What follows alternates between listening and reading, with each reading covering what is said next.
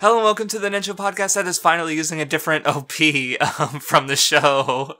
I am your host, Craftsdwarf, and this is my co-host, Mathwiz. Say hello, Mathwiz. Speedrun edition. I have no time. Craftsdwarf, I'm delaying we were kind of late. Yeah, we were kind of late starting, and I have work in a few hours, and I'm worried that it's going to be a long one. So we are going to be skipping comments this time. We will probably go back to hopefully for Greed Island we'll do both comments for Heaven's Arena and York New, because hopefully we'll have more time. But we're just going to get right into the discussion. So I do want to thank our patrons, anyone who's patroned, just as a quick note, because next time we should be doing, let me double check to make sure I'm correct. Yes, next time I'll be bugging patrons to pick the series they want us to read after Hunter x Hunter, for Greed Island. So if you haven't already, I've gotten a couple of people who said that what they want. If you haven't, just think about it. So yeah, thank you again, patrons. So, in this discussion, Whale Island. We gotta get a bit of an interlude with, Aunt Mito, which is nice. Of course, once Mito gets the hunter license, she immediately tries to break it, because she didn't want Gon to be a hunter. So, yeah, this is such a good little moment, because, I mean, I talked about it in one of the videos I made. It's like breathing room in between arcs, and it's just like going back to where the story started and just kind of getting a new perspective on, I mean, I don't know, Mito's a good character. But then it's also like... No, yeah, Mito, yeah, she's great. And it's also just nice to see, like, Gon and Killua just, like... to connect to, and then Gon points out that it was the same for him. Like, for both of them, this is the first time. And also for Killua, it's just, like, a little moment for him to, like, not be in his abusive family, but see, like, what another sort of, like... he's good. Yeah, and Gon even says, like he doesn't care about his mom, knowing who his mother was, because, as far as he's concerned, Mito is his mother, because she raised him like one. And that's an interesting point I've seen some people complain about. They're like, oh, but why wouldn't Gon want to know about his mother? Because, and I don't see how that's a flaw, like, I mean, because I guess, like, he's so gung-ho about, like, finding out about Jing, but he doesn't care about his mother. But then because, like, he doesn't know enough about his mother to be interested in her. Like, maybe if he learned something, he'd want to learn more. Because with Jing, it's like, he's this, like, even during these couple chapters, he hears a bit more about her, and he says, like, yeah, it doesn't seem right to call him dad. I'm just gonna call him Jing. He doesn't see him as a father. He's just this, like, great hunter who inspired people like Kite and Satolas who he just wants to meet. Like, it's not because he's his father, it's because he's a cool hunter. And of course, there was the sort of original, like, well, if he abandoned me, then hunting must be fucking great.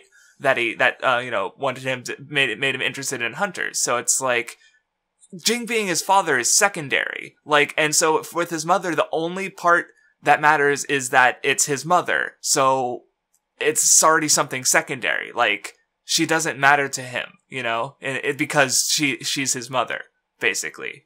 So yeah, I don't really see that. I'd also like the way that he treats it in relation to Mito, because there's like a point where he says, like, he never really, like, he never asked her about Jing in the first place. Like, it's just something he happened to find out through Kite. So in that way, like, also not asking about his, not asking about his parents at all.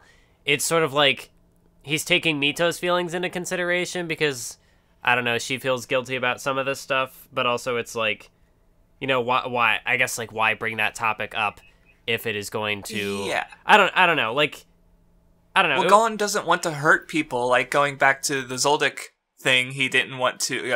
don't want G to get in trouble, so, like, why would he bring up these memories? Like, because as far as he knows, his parents died in an accident. These people, Mito knew, because they were family, more or less, and so bringing them up, he might not want to open those old wounds. And of course, Jing is an old wound, very much. But also, I guess, like, what you get here is, like, there are some moments later where they talk about Jing, and Mito had kind of, like, repressed some of it, or, like, when she's told, like, her, the perspective of her running into the woods and stuff, and she's just like, wait, was that how it was? Like, it's so good. Yeah. And she's got one of like for like because I guess to just go over the whole thing because yeah she finally tells Gon about Jing well because like she gives him the Nen box which I did like in the one episode of the 99 adaptation I saw where like you get one of the she tries to destroy it and it's like in that context it's really weird and you don't know what's going on because okay she's trying to destroy a box but it's the one that this box that we see later so something they were able to do retroactively because they had more of the series in mind when they started the adaptation. So that's neat. It's even mentioned like she like tried to throw it out but she would always throw it in the trash and so that like the grandmother would always pick it up. And it's like, if you really wanted to get rid of it, you wouldn't have just thrown it in the trash where I could see it. Right. And yeah, we do see, young Jing. He was already this kind of amazing kid.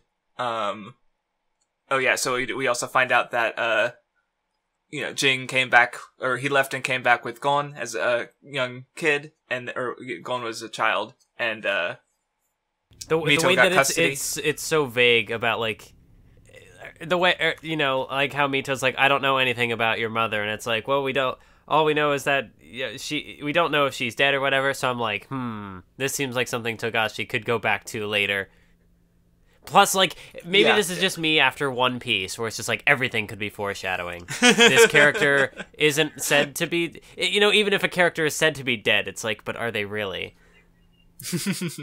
Right. And of course it's really, like, it's left completely open, which I think, it's not like he's saying something and then going back later. I guess I could see why you'd be reminded of One Piece like that, because Oda was very, like the world, we see the Marines, but then the government itself doesn't get mentioned until, like, Drum, which is over 100 chapters in the series, like, farther than we get this reading. And then, but it's also, like, one of the most important organizations in the world, and stuff like that was able to happen because it's like honestly like the Hunter x Hunter world is very open. Like we've seen what it's shaped like and we know of a few countries, but there's so little we know about it comparatively speaking.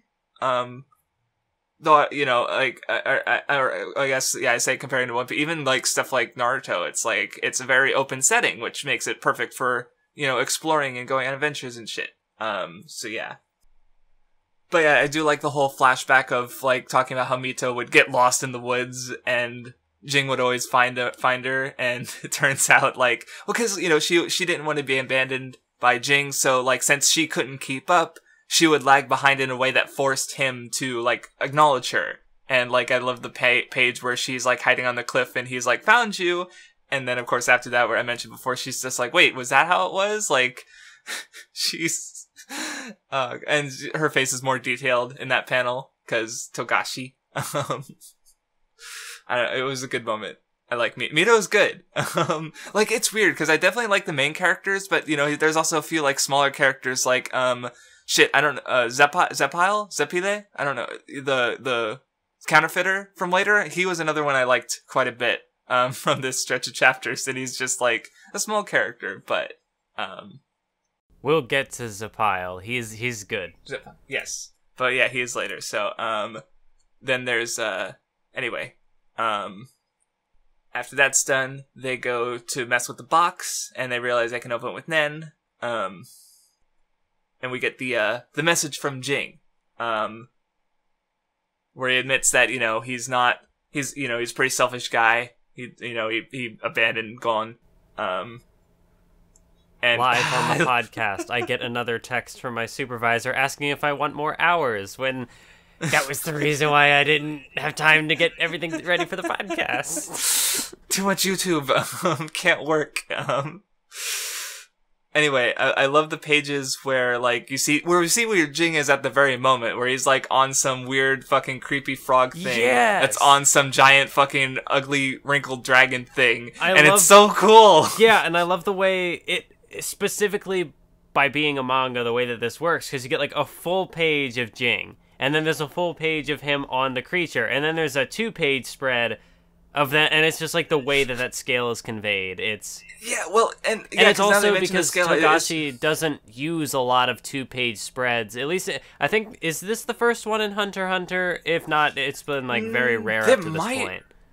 this might be the first like full 2-page spread. And now that you mention it, I can't think of any other off the top of my head. Going back. And, well, yeah, because I especially like the scale, because, yeah, you get the full page of Jing, and then the next page, he's much smaller, and then on the 2-page spread, he's like a dot, basically. Or like a couple, he's very small, so it's like, it's as, and yeah, it starts out with, like, Jing is this big person, you know, because he's, like, given the full page of weight, because it's, you know, he's the most notable, like, he's the strongest fucking dude that we know of at this point, pretty much, like, or, like, the biggest deal, you know, like, Netero is up there, but he's, like, been portrayed as kind of a dork at this point, even though he's also super competent, as we saw in the game with Gon and Killua, where Jing has been, like, this is how he's presented at first, so it's just, like, it goes, like, this guy's big, but, like, look at what he's, mastered, like, this giant, like, he's tamed this other animal that's on this other animal, and it's like, it's cool. But yeah, he says, like, I'm, I don't want to be found, so try and catch me.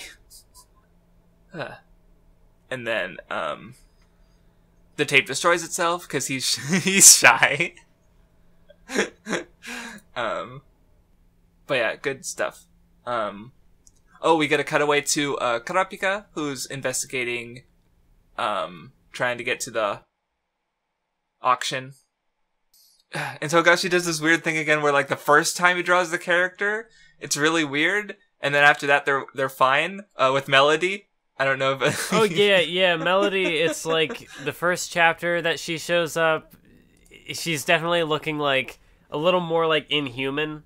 I don't know. Yeah, like, the nose kind of reminds me of a skull, almost, or it's like it's more, like, she's more, I guess, deformed from, like, or maybe, because, I don't know if she was like that because of that's how she was, or if it happened to be because of the song, because she only showed her arms, so I don't know for sure. But, Melody's a good girl. But we'll get to her. But yeah, we get a whole sort of test with, and, you know, this arc definitely, like, we already know the basics of Nen, but arc is definitely showing off, like, what Nen is capable of. Yeah. Which is neat. So, like, we see all these other guys, like, oh, this guy, he does haiku punches, or haiku punches. Haiku, that's a... Haiku? Volleyball? Haiku. God. Yeah, I think the only difference, like, looking at a later design of Melody, it's more just like the nose, and I think maybe like he draws the eyes bigger after this to just. I think so. Yeah. Surprising how much like little details like that matter. Like I noticed putting my volumes into my reader is that the volume opener for Leorio is a later picture instead of the first chapter that he showed up, so which is much preferable because, like, again, Togashi just does that thing where, like, just the first one panel they show up, they're a little weird, and then later it's they're more, you know, figured out more or less how he wanted to draw them. So, but anyway, Kurapika's a smart boy. He figures out the scheme. He finds the other infiltrator. Everyone's kind of showing off their stuff. Some of it's like Nen. And some of it is, you know, just like Melody's just got really good hearing, you know, like superhuman. So Nen is cool, but there's you know what else you have also matters. Like you can't just have Nen basically. Yeah, and of course, like we're just coming off of the Heaven's Arena where all of this stuff was just introduced, like the different categories of Nen and how it can be applied, and we saw like with Castro how like, you know, like the negatives of that. And so that's getting built on here where we're seeing different abilities where how they can be stronger or weaker based on, you know, so like the basics are still being implemented, but we're also like, as the arc goes on, we learn more about like the restrictions and stuff and how you can compensate for the weaknesses. And it's good.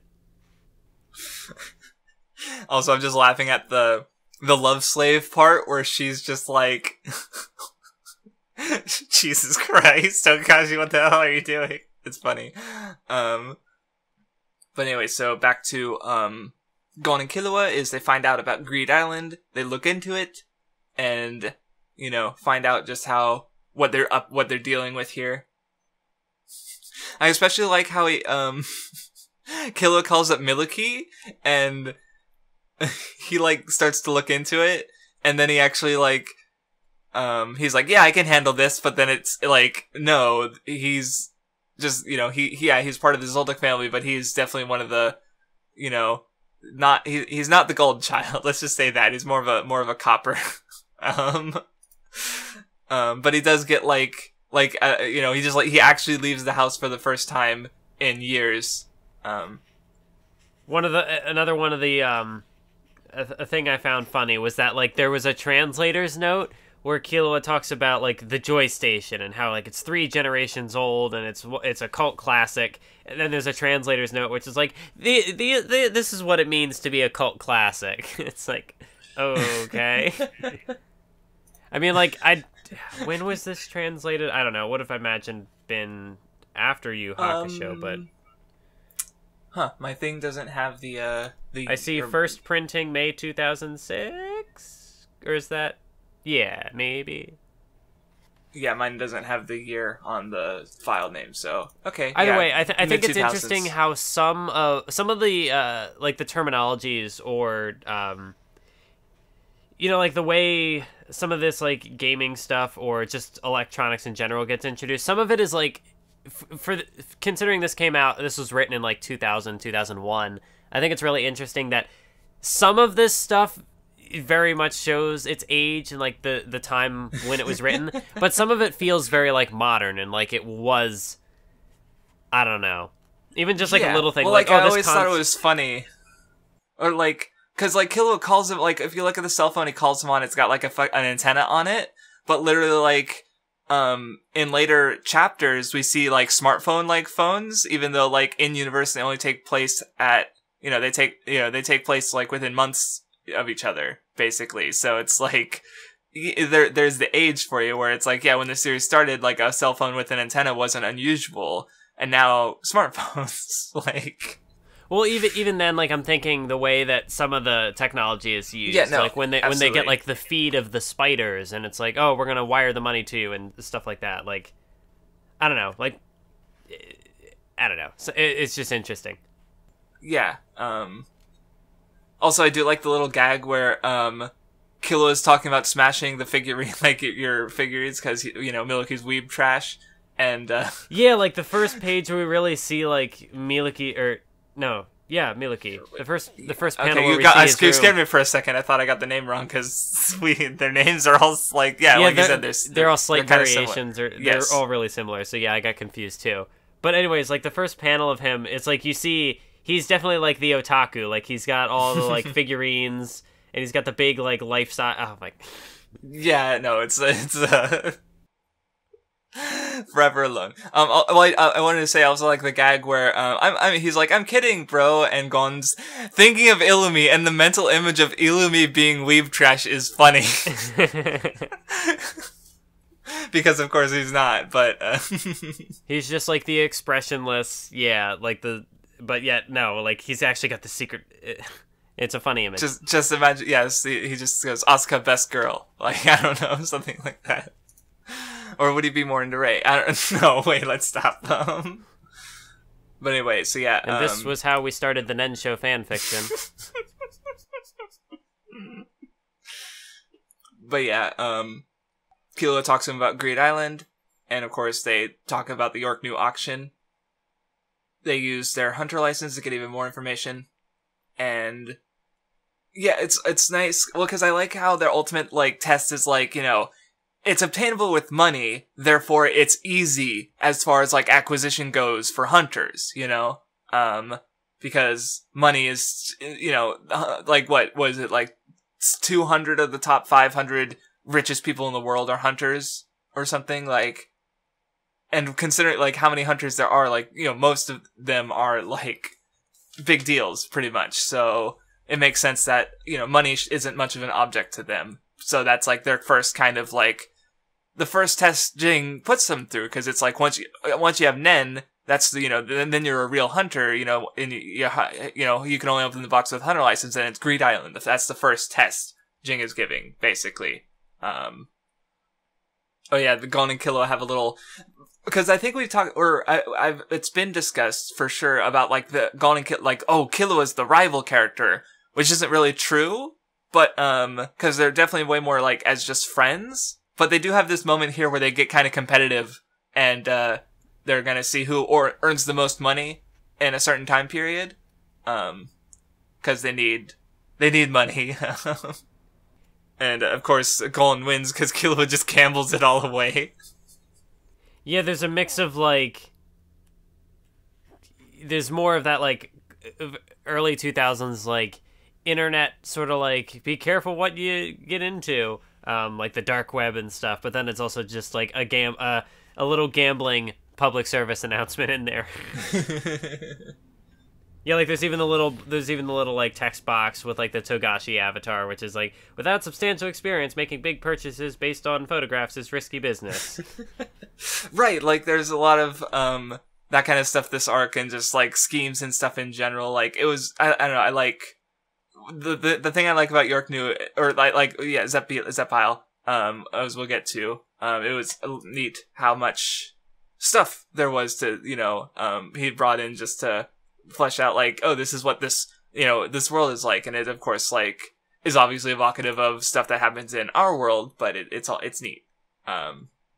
Anyway, back to Kurapika. For a second, as they are taught to, they're told to meet their employer, and then so at least regarding themes, here's the kind of one I was watching most of the arc, because Kurapika is told like, don't assume who can be the enemy. Anyone could be the enemy. And, like, going back to the deception thing, like, there is definitely a lot of, like, appearances, like, in the regards to deception, this arc that I was picking up. Like, I remember the Phantom Troop was held up for a bit trying to find Kurapika, because they just assumed, like, oh, is he with the Mafia? Is it changed? Like, they're assuming who their enemy was. They're doing what Kurapika was told not to do. And I feel like there were some other moments that I noticed, but, yeah, just something I picked up on a little bit. Though, of course, the main theme of the arc is friendship. But we'll talk about it. Insert Musica quote about the power of friendship. Never underestimate the power of friendship. Oh, man, that's gonna stick with us for a while, isn't it? It's so perfect. Anyway, Gon and Killua bump into Leorio, who's actually here this arc, which we don't see again for a little while, sadly.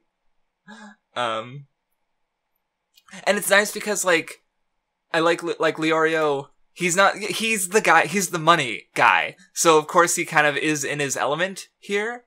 Like, when they do the arm wrestling, he was the one who came up with that. And even then, and like after the first day when they had made a decent earnings, he's like, oh yeah, this is only step one. Like, of course, he's perfect for this arc. There's what I love about this arc, and what I think, because like perhaps the Chimera Ant arc is stronger in terms of like themes, and like the ideas might be more interesting that it presents. But like this arc tends to stand out to me more as my favorite arc, in part because of how, like, it very much plays to the strengths of each individual character. It's like, there's stuff for Leorio to do, there's stuff for Kurapika to do, there's stuff for Gon and Killua to do. But it's also, like, they start off all disconnected. Like, they all have their own reasons to be there. They're all going for their different things. And then it just, like, gradually converges around the Phantom Troop. And I just think that's really true. Interesting structurally. It makes it, like, I like to talk about how, like, there are interesting ideas to read into an arc, but also, like, from the way an arc is constructed, there's sort of just, like, a sort of base enjoyment to get out of just purely reading it and not trying to read more into it. And, the way that this is set up and it plays out. Because if you're like, especially you, when you talk about Hunter x Hunter, you do like how you like all the characters, or like you want, like, you had an idea to talk about Leorio, where how he, like, what he contributes to the group dynamic. And this arc, more than like even like the Hunter exam, like, they're all there for their own desires, but they have the same desire. Or with York New, they have their individual desires, but they still all really work together. There's more serious stuff going on with the Phantom Troop. So I can definitely I see. I would. I still need to reread Greed Island and Chimera Ant, though historically, like, I'd put York New at my third favorite after those two, because yeah, it's really good. So I hadn't really thought about like, oh, that's an interesting reason to like it, because Chimera Ant and Greed Island do not offer that at all. Like, if you like Leorio and Karapika, they're just not there. Which, you know, is something to consider. But yeah. So yeah, that's, I didn't think about it like that. That's good. Maybe there's something to take away from that. Maybe there's something thematically to read into the construction. I'm still figuring that out in my head. But more to come. Well, like I said, this one's about friendship. So, anyway, we get introduced to Neon, the fortune teller, who, she loves her stuff. She loves that material possessions. Like, I think the moment that really sold that was, like, later on when, like, Karapika's like, yeah, people are fucking dead. And she's like, but am I gonna get my stuff? And I'm like, you bitch. But there's a lot. There's like a lot going on here, because like you've also got the way that like her father just kind of like uses her for his own ends. Yeah. And right. So yeah, there's like a lot of, though he's more interested in like power and keeping his family's like status than material like goods, so to speak. So it's like neither of them are particularly great. Yeah. Like, he is protecting her, but at the same time, like, when she, like, slips away, she mentions how he never keeps his promises. Like, yeah, there's, yeah, it's not great, for, their family, situation. Though, you know, there's also, there's other stuff later, but we'll get to that. Oh, and they drive by, the fucking Phantom Troop on just walking down the side of the road. Yeah, I love it. And, like, the way that it, specifically, I think it might just be because there's, like, a cactus and some, like, bushes. But it just, like, feels very, like, I don't know, like, Wild Westy. Like, the way, like, the dust cloud clears and it's just, like, the troop walking along the side of the road. I don't know, like, that one cactus being there just, like, really gives it an extra, it sets, I don't know. Yeah, the kind of setting, right? And, well, I also just like how... Like, Franklin and Nobunaga get mad and start, like, fighting each other, which, as we find out later, like, serious conflicts are supposed to flip a coin for. So they're just, like, they're close enough that they could just, like, fight like this, and it's just, like, Machi and, I can't remember the really short guy's name right now. Why can't... Or what was that? Phaeton. Phaeton. Okay, God, that's right. I might have known it reading the arc, but for some reason it just slipped my mind. But yeah, they just keep walking. Like, yeah, that happens. An interesting thing. I'm not sure if it's just how Viz decided to translate his lines, or if it's something like a dialect that was just not properly translated in either anime translation I had seen. But yeah, like, he speaks in kind of like the broken sentences. Right, like, he doesn't quite understand the language fully. So, yeah, I'm curious as to why that is. Because, you know, it makes him come across as less intelligent, I'd say, which, I mean, we don't see a huge amount of him this stretch of chapters, I don't think. Like, we mostly see other members. But, yeah. I noticed that too, because I was like, huh, your words are weird. Anyway, we see the whole troop assembled. Chrollo is planning to just steal everything from the auction. And again, I'm looking at the very first panels where these characters are there, and yeah, like, some of these characters look a little... I don't know, like, Phaeton's face just looks a little thin, and, like, he's got, like, a longer neck. Yeah. And then there's, like, Pakunoda, which has got something going on with, like, her eyes. Yeah. They definitely look different. Shizuka doesn't look as cute. Yeah, no, Shizuka looks a little more like, not realistic, but like a little, like normal. Right. Oh yeah, because I think the question came up with Botan. I remember maybe someone even asked like, if she'll be my cutest girl by the time I finish, and there was someone important I forgot who hasn't shown up yet. And I'm like, wait, no, that might be her. So I'll decide my Togashi cutest when we finish, but I have a strong idea as to who it might be. But anyway, yeah, Krollos, yeah, they're here to steal stuff, kill anyone who gets in the way, basically just cause havoc. Okay, here we get Miliki, like, stressing at, like, oh, wait, yeah, I can't figure out this Greed Island shit, so I have to leave. And he goes to Yorknu. He doesn't really do anything in the arc. It's like, interesting that he keeps showing up, though. Like, he'll be like, oh, I need to go get some food. Oh, I'm gonna go get some food. Which yeah, is, I it's guess just is like... kind of just like the joke. But he'll be, like, there for a panel, and it's like, hey, he's still in the area. Right. Like, it's funny, the other Zoldycks show up and do more than him, even though he's the one who kind of, like, with the most interest in Greed Island. You know, and of course, so he, you know, that, and he's the one at the opening of the arc, so that is kind of funny. Anyway, from the fortunes, they're able to tell that the auction is going to be attacked in some way. So they sort of divvy up all the roles for the, you know, all the Nostrada bodyguards. And back to Leorio, Gon, and Killua, they, you know, realize, they find out, they look up auctions and stuff and come up with one to, like the arm wrestling one. Which, of course, you get Shizuka show up and she's, like, actually able to... Or go on. Well, yeah, like, I love this little, the way this plays out. Like, first there's just, like, a good little joke about, like, how, like, oh, he's getting tired. Clearly he's getting worn down, but Gon is just, like, breaking out in a cold sweat 'cause he's like, man, we're really scamming these people. But then, like, yeah. He's an honest boy, yeah. But yeah, then Shizuku shows up and it's, like, a little power scaling moment. It's like, ooh, Phantom Troop. She used her right arm, but she's left-handed. Why would she do that? Oh, because...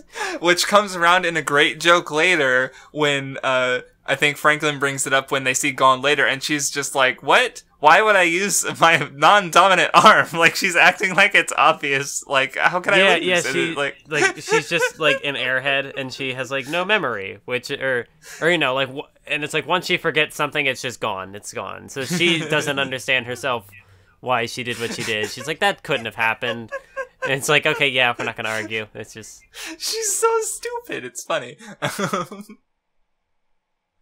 And of course, we even find out later that she's, like, only the second, like, weakest in arm wrestling in the whole troop. And of course, she was using her non-dominant hand. So yeah, like I said, power scaling, it kind of puts Gon below them in physical strength. The real power scaling. Who would win in an arm wrestling match? And there's, like, a whole... I don't think it was a chapter cover, but there was the little... And in between volume of the entire ranking for them, where, yeah, Uvo is the strongest, Krollo's, like, kind of, or I think it was in the middle, or a little above the middle, like, just, yeah, here's how strong they are in arm wrestling, like, it's a whole thing with them, which is, I guess it's kind of funny that, like, yeah, I guess Shizuka would be interested because, you know, if arm wrestling is a whole thing with them, then, you know, she just does it. But, and she even says, like, oh yeah, we normally, like, if you wanted it, just steal it. Like, they're thieves. Who cares? But yeah. And of course it gets called back later because there is another arm wrestling contest with Gon and a member of the troop. We'll talk about that. Get to talk about Melody a little bit. Because we talked to, you know, Neon cries about not being able to go to the auction. And, Kurapika and Melody have a little conversation. Because, she was able to tell that he had interest in the eyes, the scarlet eyes of the Kurta clan. They talk about their respective desires. Like, we learn about the Sonata of Darkness. Like, it's the kind of thing where it's like, because it's being explained, it feels like maybe it'll be important later, but also it might not be important, which is, I don't know, neat. Because, like, again, we've talked about how there's the individuality aspect of Hunter x Hunter and how all the characters have their individual desires and stuff. So, like, you know, going into detail doesn't necessarily tell me that, like, oh, well, we'll get this later, even though I would like to see more of it. Like, not Melody's good. I'd like, you know, that'd be neat. But it's also just that, she's got her own adventure going on. So, yeah, you know, and for us, she's a small part of Kurapika's adventure, but for, you know, her, Kurapika's a small part of her adventure. So, which is cool. I like that. There was an interesting short little video put out by a smaller YouTuber, goes by there, what is it, like Evan X Evan or something. They put out a video on Melody recently, and it was just like an interesting point that that she brought up in her video, was about like how, you know, Melody had like this event that happened, but like instead of like, the story doesn't really focus too much on her, but instead like she uses the experience of like her past trauma to like help others, and that, you know, she's a very like empathetic sort of character, and it was just like it was an interesting point that was brought up with regards to her character.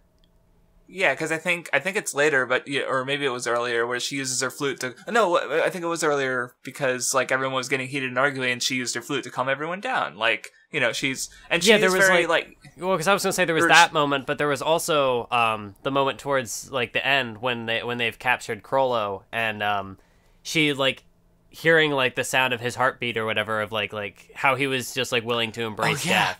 And she's like, she has the little moment where she like freaks out. She's like, I don't want to hear this anymore. But then like almost immediately she bounces back and is like still assessing the situation, which is just like, I don't know, it's a strong little moment. Yeah, she doesn't let herself be, or, you know, she's affected inside because like she's connecting with this nothingness of a person and being terrified, but she doesn't, you know, after that initial reaction, she tries not to let it show to keep everyone else from being worried.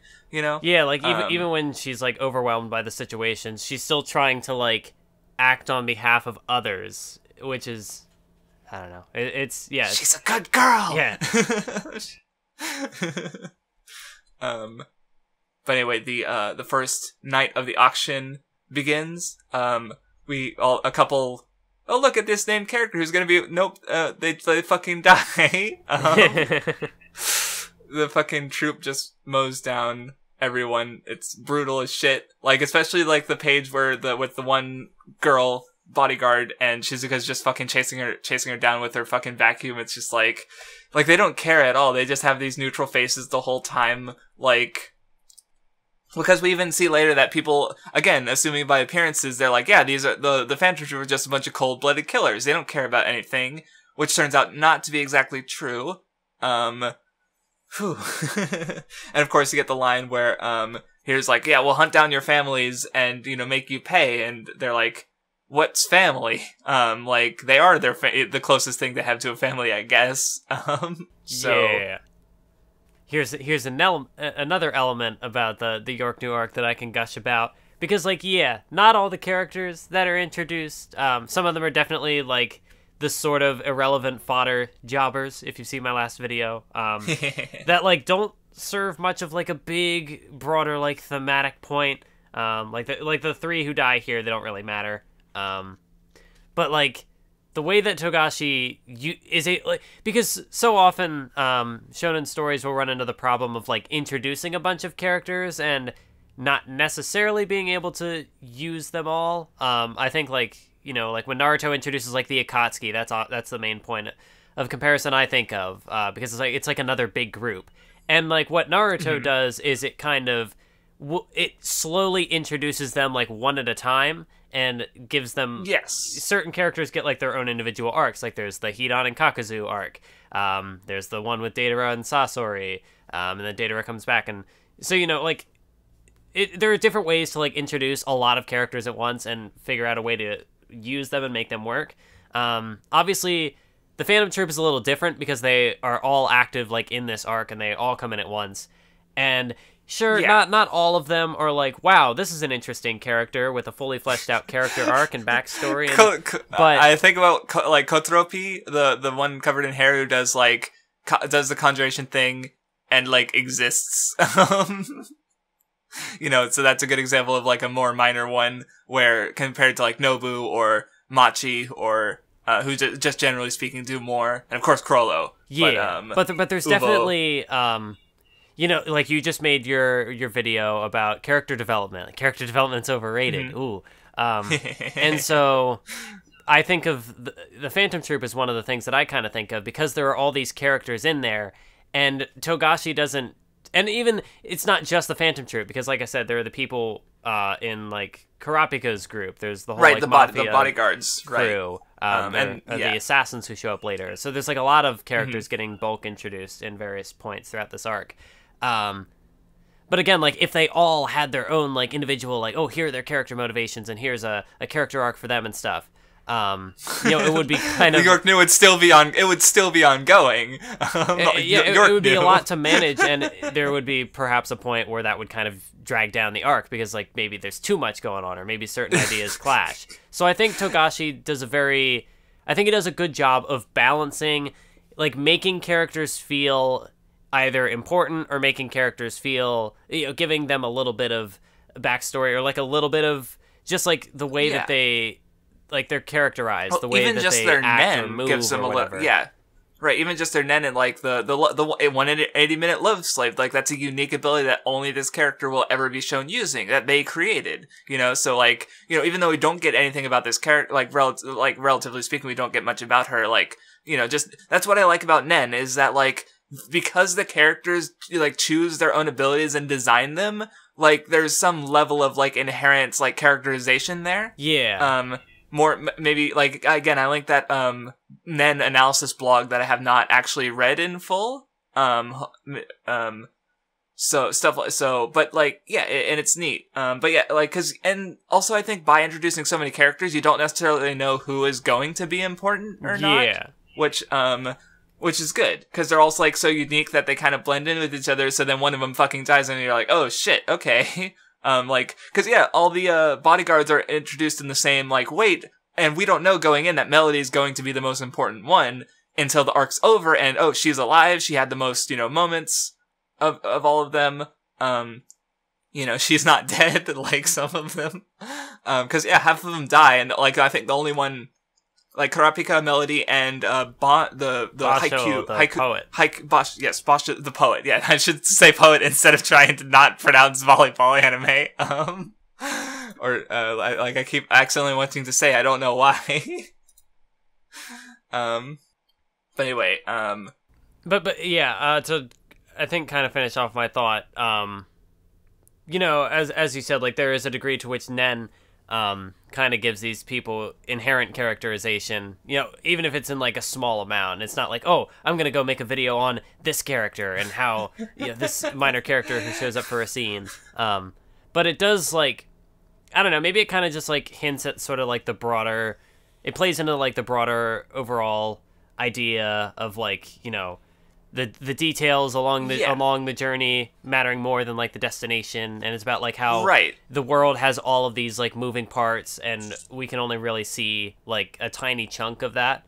And even if we can't like even like guess as to why, like, the poet, why did he choose that ability? Even just thinking about it and like knowing that, like, there hypothetically there's some, like, Togashi might not, like, he's just like, oh, this is a neat ability, let's give it to this character. He has no idea if this character is going to come relevant again later. I have no idea. But, like, the possibility that, like, that there is that characterization there is, it's stuff that, people might imagine about and might, think about in regards to the world. Like, it does help make the world feel like, this is this place where these characters are. And it's good. I think I was trying to say something there. I hope it got across. But anyway, the troop failed. They did, kill everyone and make a bit of a mess. Well, like less an actual mess because it was all cleaned up. But they did, they got attention. But unfortunately, there was nothing in the vault. Well, unfortunately for them. And there's a couple interesting things that come in the conversation after. Because they wonder if there's perhaps a traitor in the Phantom Troop. And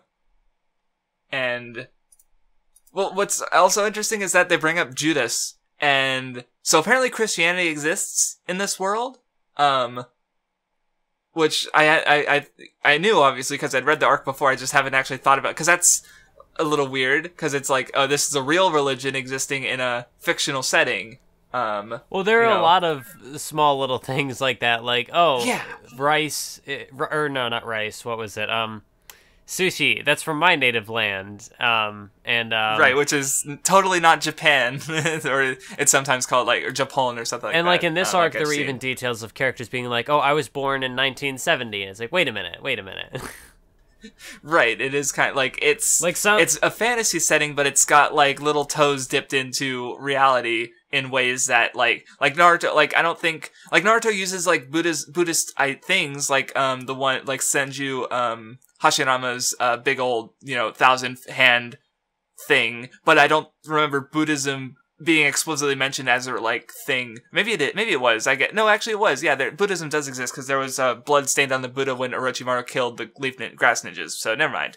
But maybe it's not as uncommon as I thought. Though mostly, I guess, like I also think about One Piece, where it's like there seems to be a religion that seems to be kind of like Christianity inspired, but it's also like not Christianity. So it's like it depends on the series, I guess, is what I'm saying. Obviously, which it should be obvious. I'm just like, I'm stupid, I guess.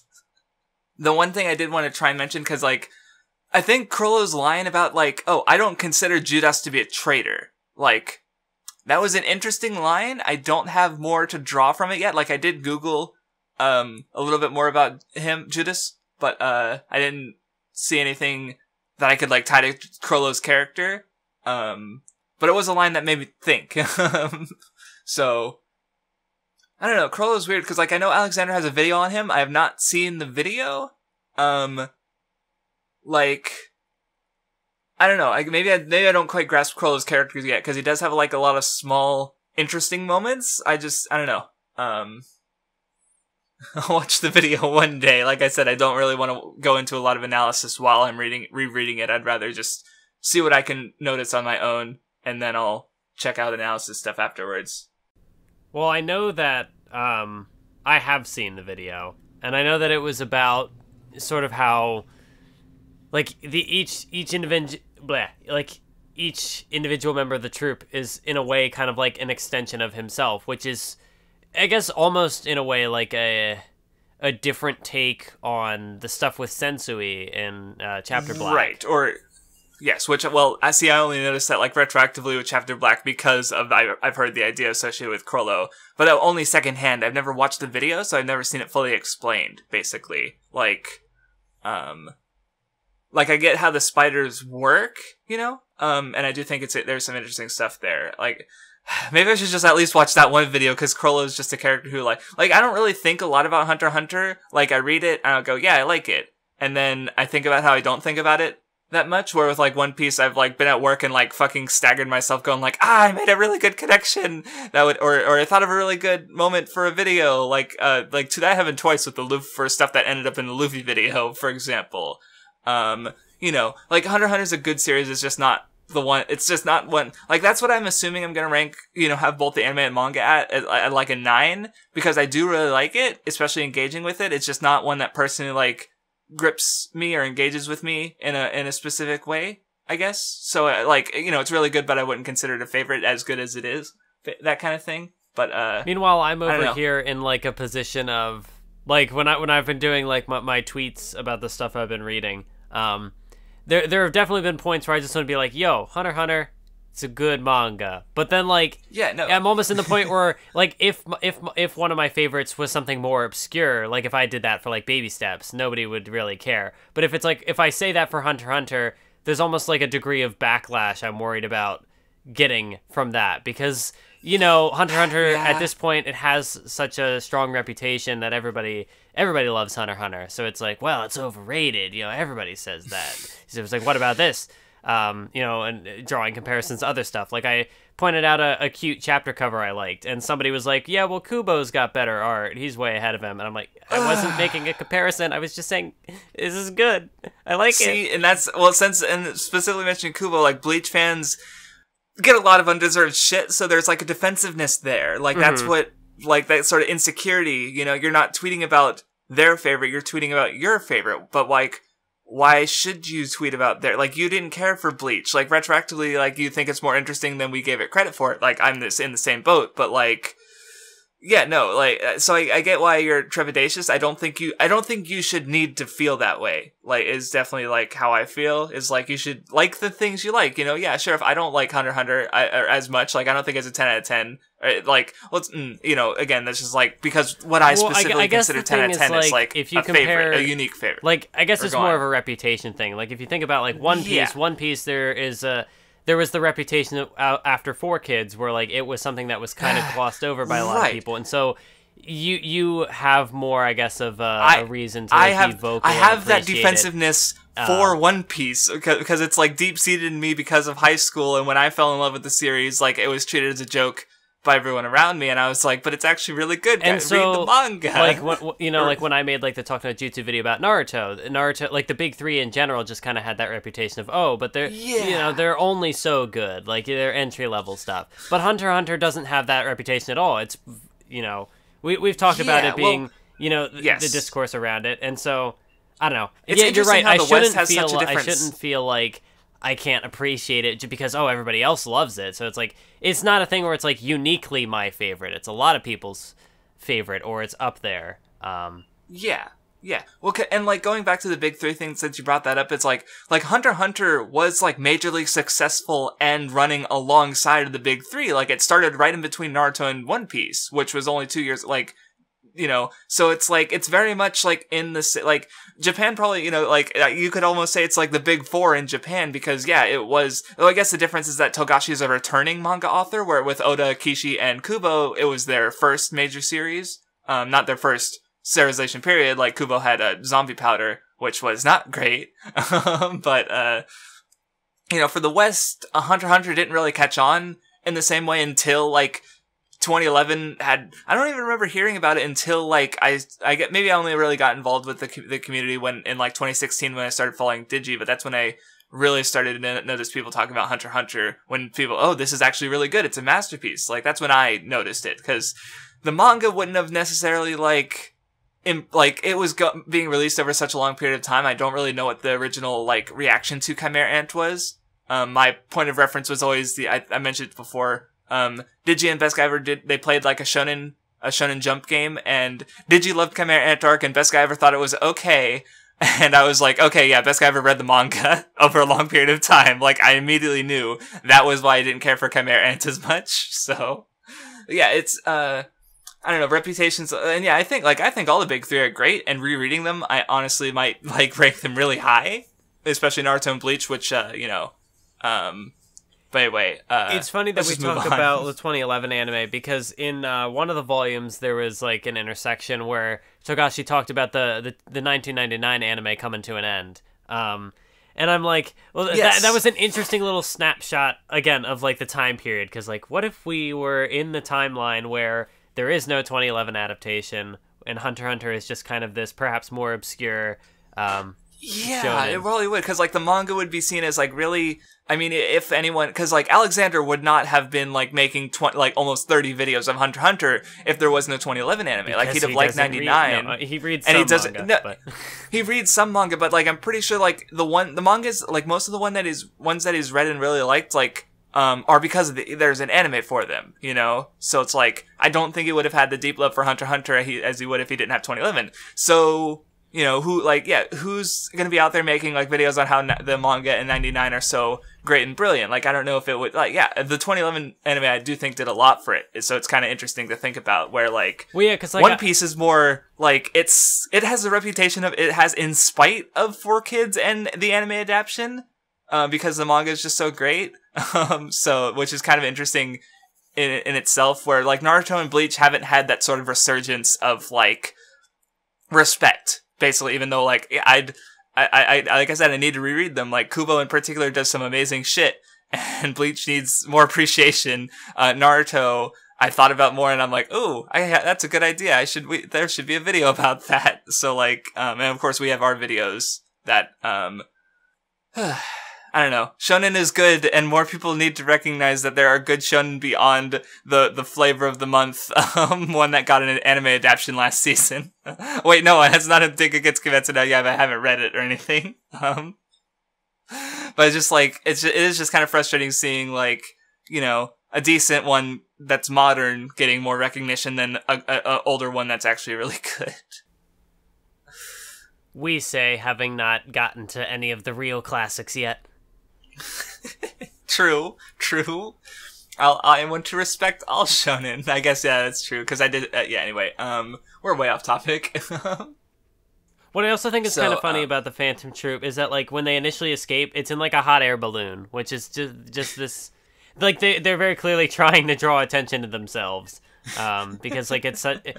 You're not going to escape in a hot air balloon if you want to be, like, discreet. Like, if you want to not be noticed. Right, not...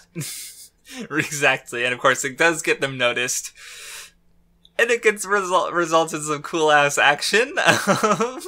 Because Uvogin is fucking terrifying.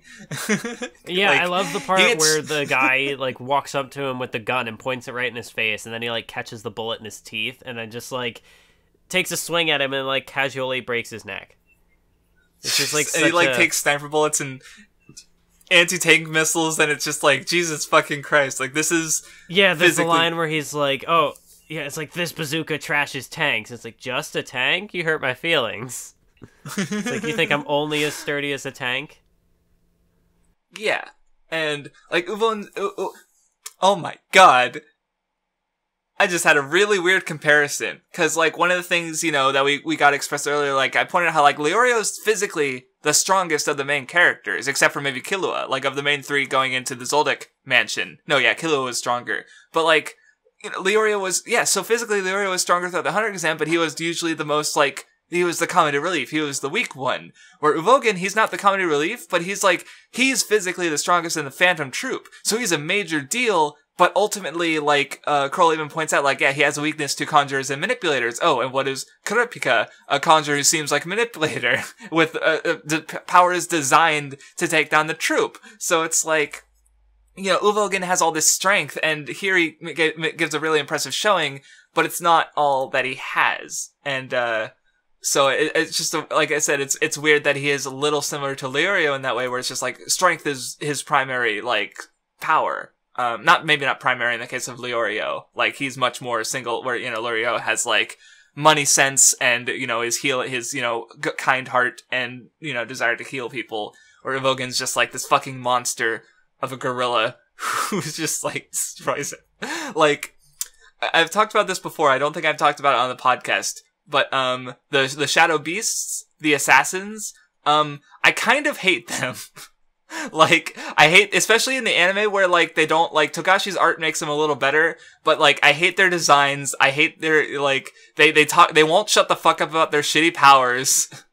Like, so it's perfect, because Uvogin just murders them all in the most brutal way.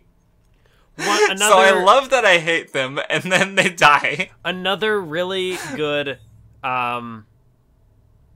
especially like the manga art, because like you have the one guy, Worm or whoever he is, like he comes up and he punches Uvo in the face, and it's like, oh, big shocking surprise, and then you just see him look, and like his hand is all mangled and broken, and it's like, oh shit, and then Uvo just punches him in the face, and like his eye like pops out, and he's missing teeth, and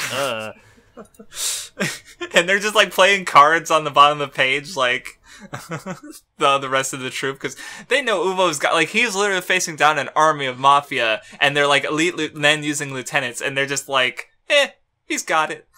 Like, they have so much trust in their comrade to, like I said, I just love how Uvo kills them all. I know, This was another specific example that someone mentioned in my comments of the Jobber video, like, oh, why didn't you mention the Shadow Beasts? Because, like, they just show up, and it's like, oh, these guys are important. No, they're not. But, like, they do lose in, like, an interesting way. Like, you have the different, like, power play. Like, the guy, like, tries to drag him underground, and he's like, oh, do you want me to kill you down here, or are you going to have them kill you up there? And Uvo's just like, I'm going to destroy the ground. I'm good. Yep. But it also, yeah, like, another thing I like is the way, because again, I like how Togashi weaves details into his stories, and sometimes that happens in between arcs, sometimes it happens within the arc itself.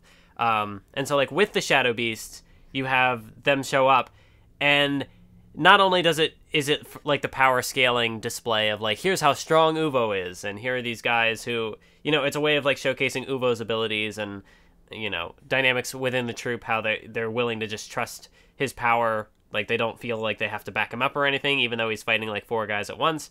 But also, with Uvo getting like the poison, the poison in the leeches, so like he's immobilized, that is what like allows him to be kidnapped. Because Yeah. I like the sort of like double-edged nature of there are a couple other examples that I don't remember at the moment. I'll bring them up later when we get to them. But like here, for example, like Uvo's strength is both a blessing and a curse, because they trust him so much that he can handle himself, that, he's able to do that here, and he takes all these guys out, but then it ends up getting him kidnapped because, he got overconfident and he let his guard down, and so Kurapika was able to take him away while he was immobilized. And then, of course, later, when he's like, I want to fight the chain user alone, and they let him do it because they trust his strength that much. And that's obviously him being isolated is what leads to his defeat. Yes. Like, and Nobu has his own perspective on it later, where it's both like, he trusts Uvo in a one-on-one fight, and then it's also pointed out that, like, Uvo's actually strongest when he's fighting with other people, even though he doesn't like it, because he's got that enhancer, simple-minded, protect friends attitude. So, when he was fighting Kurapika, who was technically at his weakest, even though he's also really strong. So, which is interesting to consider. But also and of course going forward, that's ultimately what kind of like gives Kurapika a lot of pause. There's just, and I'm looking at this, there's just stuff that's like more interesting execution, like when Uvo says that he can beat the guys like just with his neck up, and it's like almost sort of in like 1 or 2 motions, because like he took the bite out of the guy's head and then used that as like a spit bullet to kill the other guy, and then he just like screams, and then the battle's over. Yeah, the first guy does, punch, but then he kills 3 of them with just his head. Like, oh god, it's good. But anyway, Uvo gets kidnapped. But we do get a little bit of Kurapika's vow regarding his ability, the chain jail, which he can only use to restrain the spiders.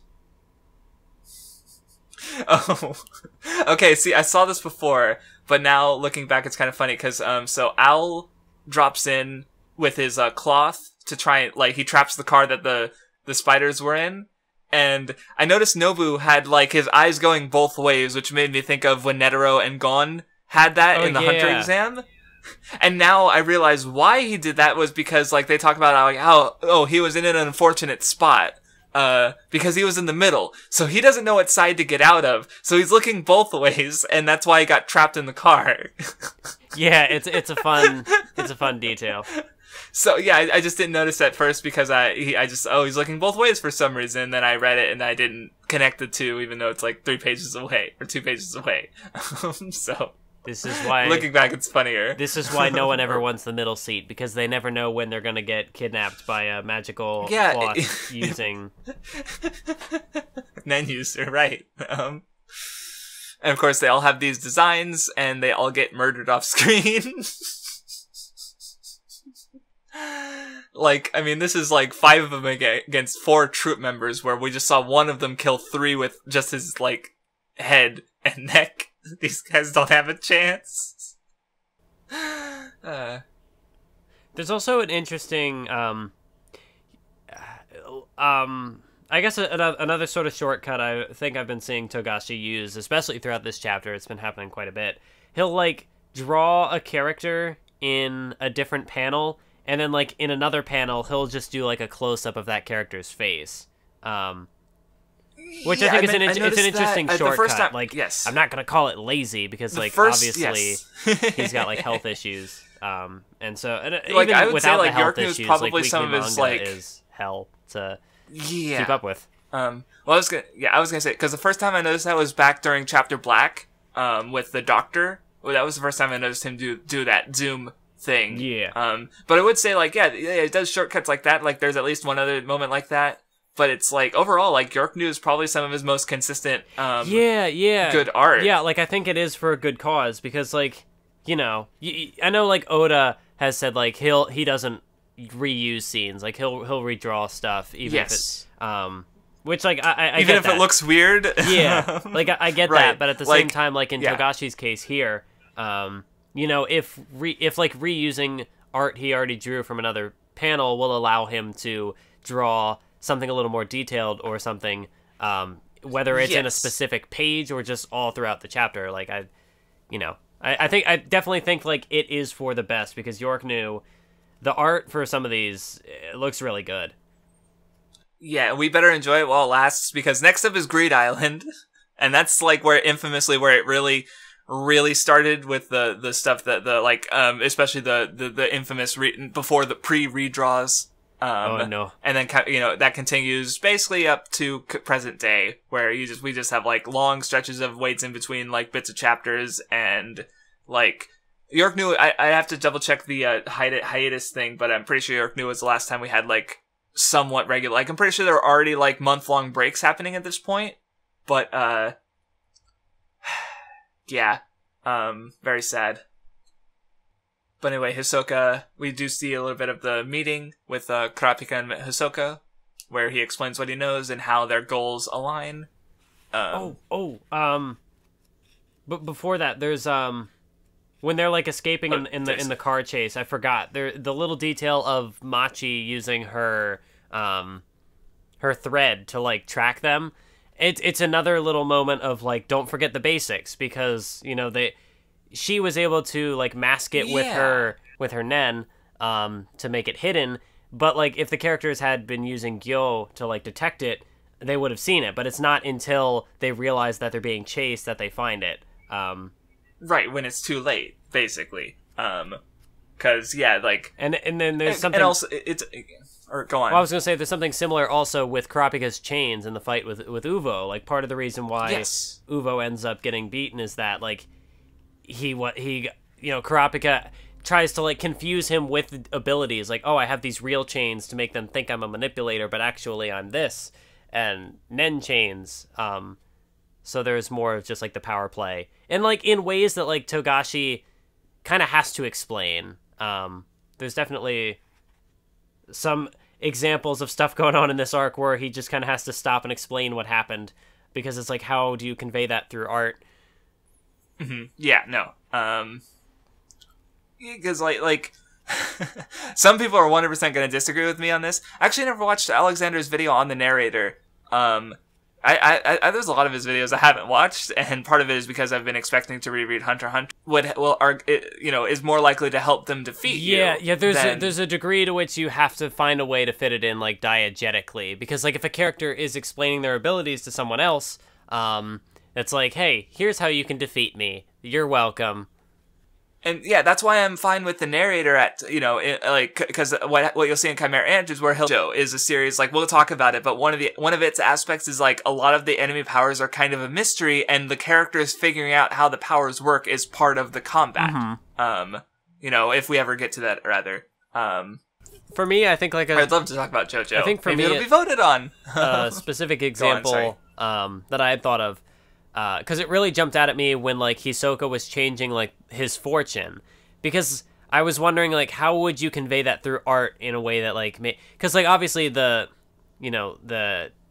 text on the fortune changed, but then Togashi like takes a moment to explain like, hey, Hisoka used this texture surprise, and I mean like I guess he could have like tried to, because part of it is like you want the audience to know what you're doing, like you don't want, especially in a magazine like Shonen Jump where you'd assume, which is not.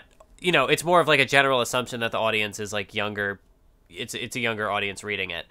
So you don't want to like not explain something and have people miss something, because like we could infer that Hisoka, like his texture surprise ability had been explained before, so he doesn't necessarily have to explain it. And like we could pick up on that. He doesn't have to go through the like. I guess most of the explanation was less on that he used texture surprise. Like there's definitely a bit going more into it, but it also talks about how no one. The troupe doesn't really know each other's abilities as well, and like even Machi, she only, she didn't consider it as like, oh, he can do any texture. Like we have to explain the difference between what Machi saw and what we're seeing right now, so that we know exactly what's going on. And that we know, yeah, this is definitely the same ability. So, like, yeah, there's some level of explanation needed there. Did it need to be as long? I don't know. But also nothing else was half the chapter, so maybe Togashi was like, yeah, I'll spend another page on this. You know, I don't know what his thought process was. But, like, I don't mind having all the details. Like, I'm not reading this weekly. I can, you know, just keep going. And especially when rereading is like, you know, especially with other series, I just haven't had a tendency to, like, I know this information, I'm just going to skim it. You know, like, I don't need to, you know, focus as much if I'm just taking it in for the first time. Mm-hmm. So, but that's, you know, my experience coming back to it, basically. So, I don't know. It's interesting to consider. Also, as far as going back to kind of where we began this little tangent on, Hisoka and Kurapika interacting is just another... I think another major reason why I love this arc so much is the way that it accounts for a bunch of different variables, or, like, I don't know, how do I describe it? Like, a bunch of different, like, potential thought processes that different characters could have. Like, a thing I think of is, like, when Gon and Killua get captured, and there's the whole thing about, like, oh, do they know are they related to the chain user? And there are, like, degrees to which people kind of infer things, or they infer incorrect things, or they get, like, part of the truth but not the whole truth. But even, like, when a character states what would be, like, the correct answer, and if everybody agreed on that, they would pretty much have the upper hand. You know, not everything works out so coincidentally like that. Like, not everybody can come to a consensus. And like, yeah. God, there's just so much I love about this arc structurally, because, like, the fact that, you know, the characters being separated and, like, doing their own things and being independent plays into this arc in a big way, because Killua and Gon don't know Kurapika's abilities at the time that... That's so good, yeah. Sorry, I'm jumping ahead. Paku, like, yeah, goes into uses their memory powers, and... they don't know the chain guy, and then Killua's like, shit, I know the chain guy. So, like, it becomes a point of tension where it's like, if she checks us again, we're fucked. So yeah, it's stuff like that that's neat. Anyway, we see the bodyguards with Uvo, who's captured and can't move. He's trying to, like, barter, like, yeah, I'll spare your lives if you release me, because he expects that he's going to get out. Kurapika, punches Uvo, and Uvo gets a very good look at the chain guy. And they find out that Dazolen and you know, everyone's dead, basically. Oh, that was before. I skipped ahead, or I'm skipping back and forth because I'm confused. We talked so much. Yeah, like that happens, and then there's a brief thing. Then there's the Hisoka bit, right? Hisoka. Yes. And then they die. Anyway, then the Phantom, yes. Which I like, right, how that's used as well, because, like, they have, like, their disguises, but for, like, Finks, coming back to this on a reread, you know that that's Finks. Like, he's not even disguising himself. Yeah. But because when he was first introduced, he had, like, the headpiece. You know, first time through, I always think that's, like, I forget that it's, like, a main thing of his design, even though, like, for me, in my brain, it's, like, secondary, because I feel like when we see him, he more often, or we see him as much without it, you know? Like, because later on...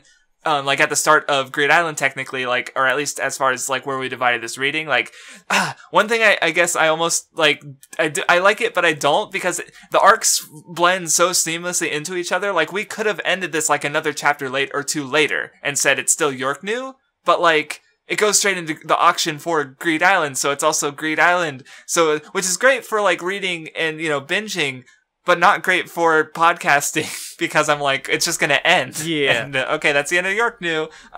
Even though it says it didn't feel like an end when I read it, because I was like, oh, it's over? Fuck, I wanted, and there's more. It just goes right into more, but it's not. And that's a thing that, again, I think is kind of, it's so rare for me to come across something that does this. And I'm not saying that nothing else ever does it. If something else does, please give me recommendations. But the way that Greed Island is... It is a large factor in this York New arc. Like, the fact that the characters are there looking for Greed Island, and for a good, you know, like, that early section of the arc, that's what Gon and Killua and Leorio are focusing on. They're focusing on Greed Island and trying to, you know, get that going. Yeah.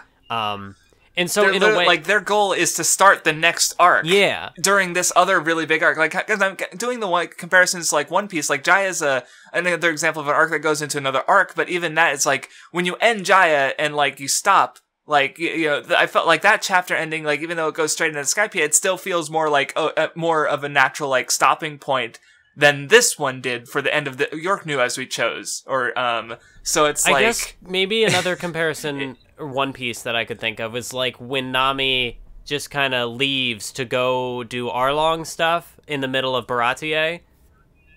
Yeah, I guess that's like probably the closest one, because it's not like they're there on Baratie to go into Arlong, but you do have this like running thing at the back of Baratie with Nami leaving that does go straight into Arlong, and they're hung up on all this, you know, Krieg stuff before they get there.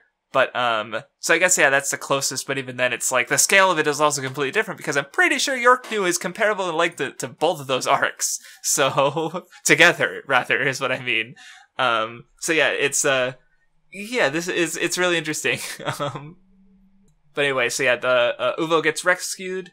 Also, side note, because this is important, Machi in a suit is good.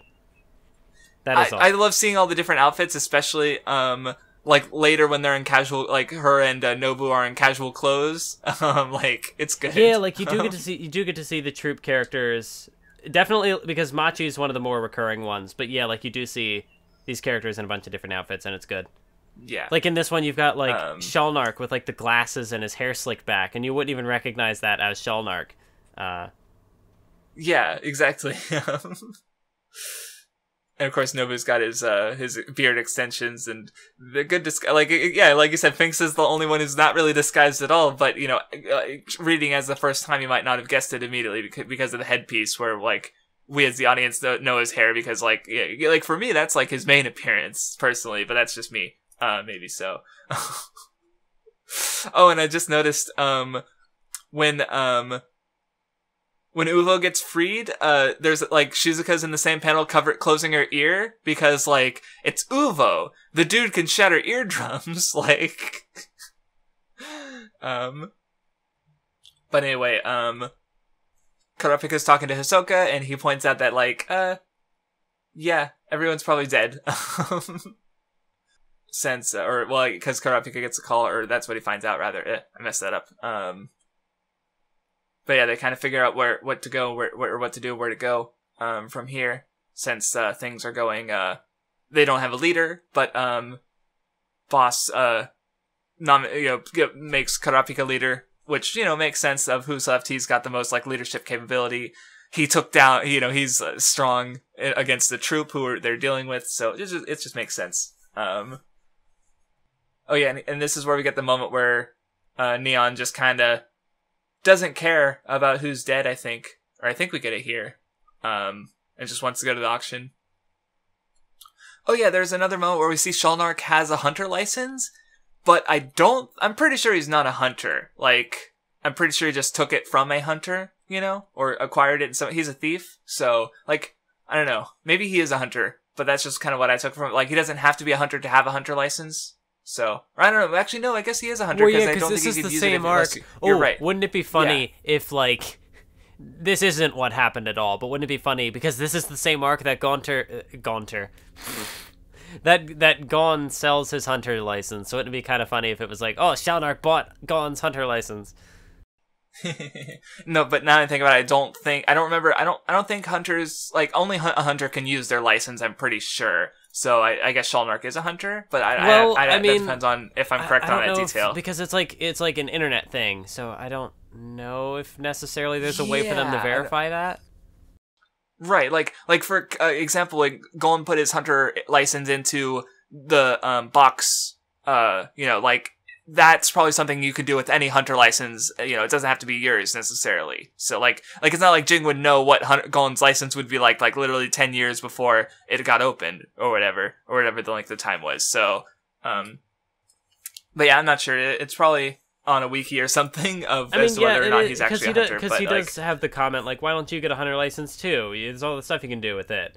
And Uvo's like, I steal whatever I want, and Shalnark's like, an exemplary bandit. So, like, he might just be a hunter. Because, like, as we saw with, Yeah, like, Illumi, yeah. like, he got the license because he needed it for a job or whatever. So, like, they were definitely... I don't know.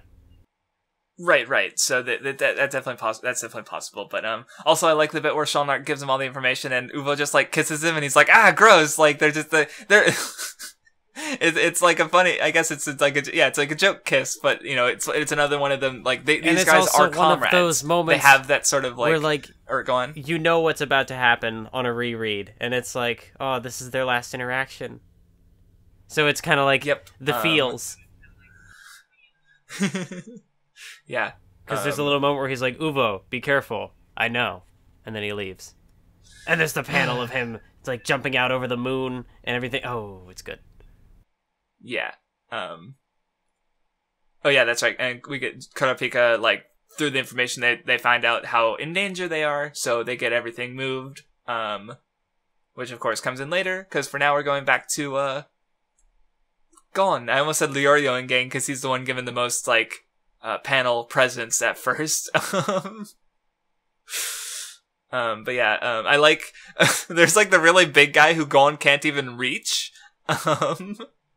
And so Leorio does it instead and he still wins because he's still really strong.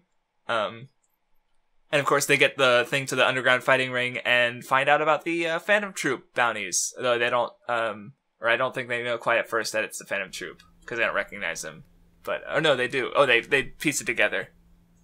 That's right. And then Uvo gets to the hotel room, and there's Kurapika. Yeah, and I love the paneling of this because you have the mix of Gon trying to call him, so there's like the segue there, and it's just like the phone ominously ringing over these like empty panels as Uvo like slowly appears on the stairs. And then, like, slowly peeks in the door, and then he's just there. Yep. It's good. And you even see the ringing on the other side, or in the panel where the, like, right before Uvo enters is when it stops, it looks like. And yeah, they're very cordial about it. They're like, yeah, let's go arrange for where we're gonna fight. Like, they're not gonna ruin this hotel. They're gonna go, they're doing a Dragon Ball thing where let's move somewhere where we're not gonna destroy everything. And that's easier to draw, too. I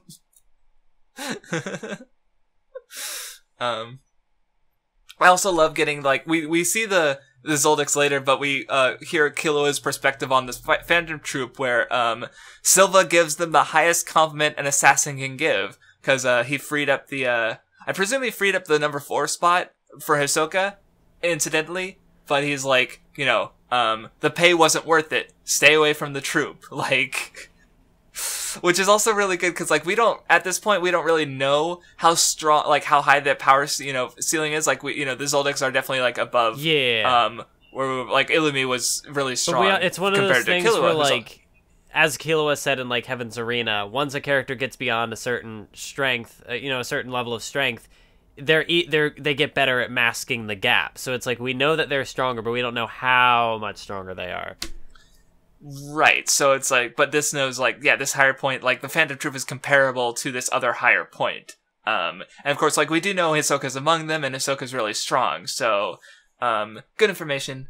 Another interesting detail that we may never get elaboration on, is that, like, because when they get into their fight later, we see that there was definitely a point, probably related to the job where Silva killed the one spider, where he, like, crossed paths with Crollo, but we don't ever really know, all we know is that they have history. We don't know what that history is.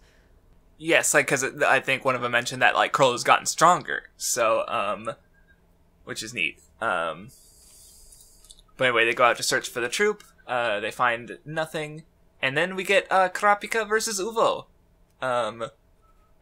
Good fight. It's good fight. Yeah.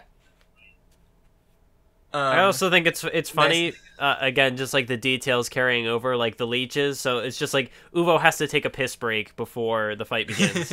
And even then, like, you still see him, like, he's got a can of beer in his hands, like, before. Yeah, he's expecting to live, so he's following Shalnark's advice. Like, yeah, drink beer and piss a lot to get rid of the leeches. So. Yeah, and of course, like. But it's also just, it's a good contrast of, like, how sort of like he's serious, but he's also kind of nonchalantly serious, if that makes any sense. Or who, Uvo? Uvo, because like it contrasts him with Kurapika, who is just like silent, brooding, ready to fight.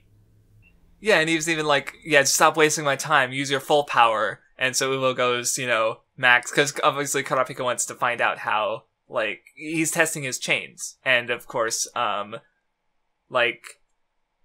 he just completely throws Uvo for a loop because, like, Uvo is really strong, but he's just, like, he's not paying attention to, like, the capabilities of Nen at all. He's not being very cautious. He's just, like, maybe it's because, like, they're so, like, I think there was another line later that implied it, but, like, these guys are so strong. Like, oh, that was it. One thing I like about these guys is, like, when, like, later on, when they're being shadowed by Gon and Killua, they're kind of, like, respectful towards them. Like, they know they're above them, but, like, anyone who can even, like, remotely match up to them in any way, or even, like, like, Nobu's like, hey, we should get these guys to join. Like, he likes them. Like, they're so strong and they know it. They're so confident about that strength. Like, when someone matches up to them, they respect it. And I like that little detail. But like, here you have, like, Uvo, he's not respecting Kurapika because he's, like, pissed off and, like, he should have reared himself in, but instead he got just completely wrecked.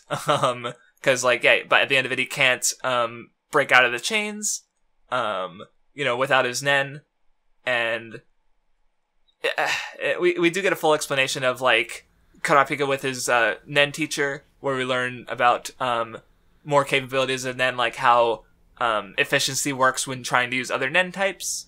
And of course, Kurapika has his Emperor time with his eyes that allows him to become... He has 100% in anything. And so... I feel like I had a point that I wrote down, but... Kurapika and his ass pull powers. God damn it, Togashi. Oh, that's right. There's a later thing that or maybe it was mentioned here. Oh no, that was it. Because he was the Nen teacher was talking about how, like, Nen, it not only personality factors into it, but emotion. And he says there's one particular panel where it's like, using powers beyond your capacity will always cause strain. It will become a weakness, perhaps fatal. You need consistent powers. And I'm like, this comes up later in another moment that people call an ass pull. Well, with Gon, and it's like, or what were you gonna say? Well, yeah, because that reminded me.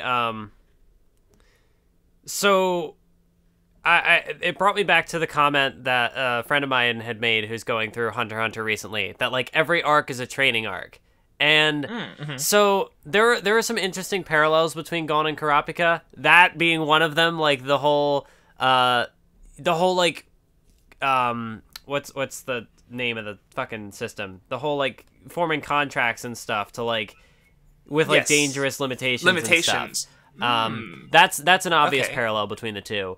But what's one interesting point of contrast between the two is that, with regards to, like, every arc being a training arc. So, like, Gon and Killua, at least up until, like, through Chimera Ant, like, even in Chimera Ant, there's, like, the early portion, which is kind of a training arc sort of thing. Like, it's all about, like, mastering the basics and making sure, like, it reinforces that, like, progress is slow and there are no shortcuts to really get to, to really get the abilities you want. But Kurapika, he does take that shortcut. Like, he does rely on the whole, like, restrictions and willpower and stuff like that. Yes.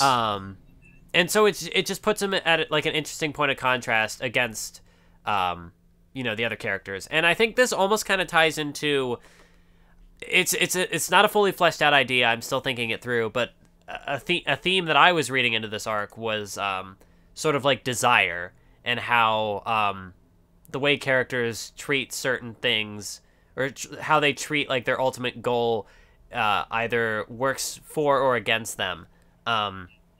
So, like, in a case like with Kurapika, especially with Kurapika, with Kurapika, he ends up, like, he commits wholeheartedly to his goal to the point where he would sacrifice anything else to get it. He would sacrifice his life even. But then we find out what he's not willing to sacrifice, right? So there is he's not willing to go all the way, like, because if he would have lost his friends. And so it shows that there's a cost for that. Like, you can be too focused on a single desire. For the troop, they're so focused on settling the score with the chain user. They're so focused on taking care of Kurapika and getting their vengeance for Uvo.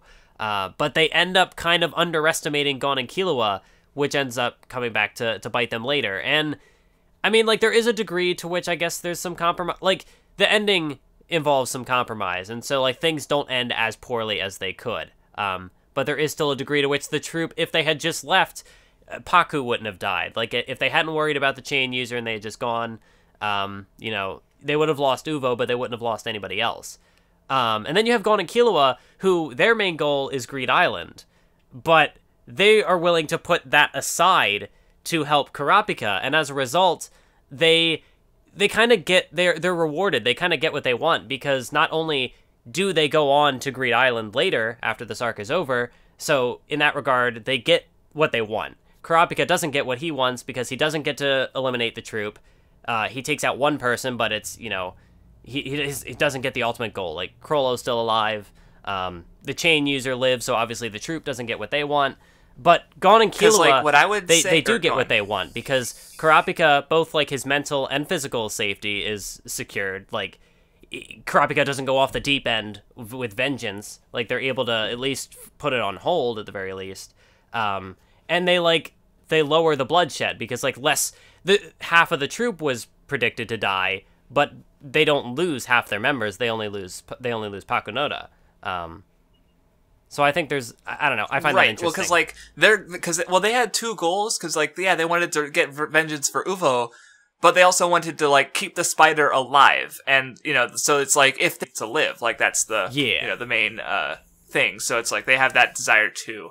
Auctioning and all the different details and stuff behind it. Like, it's, I don't know. Someone could read this and be like, "Oh, that's interesting. I want to go read more on that," or whatever.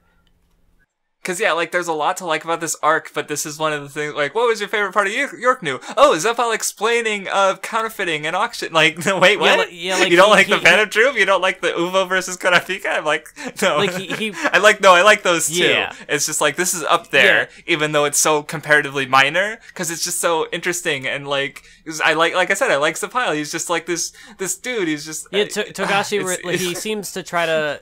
You know, he at least attempts to, like, respect the subject matter that he's introducing, and he's, like, giving it enough detail to, again, like, if someone wanted to read more, they could get into it, or whatever.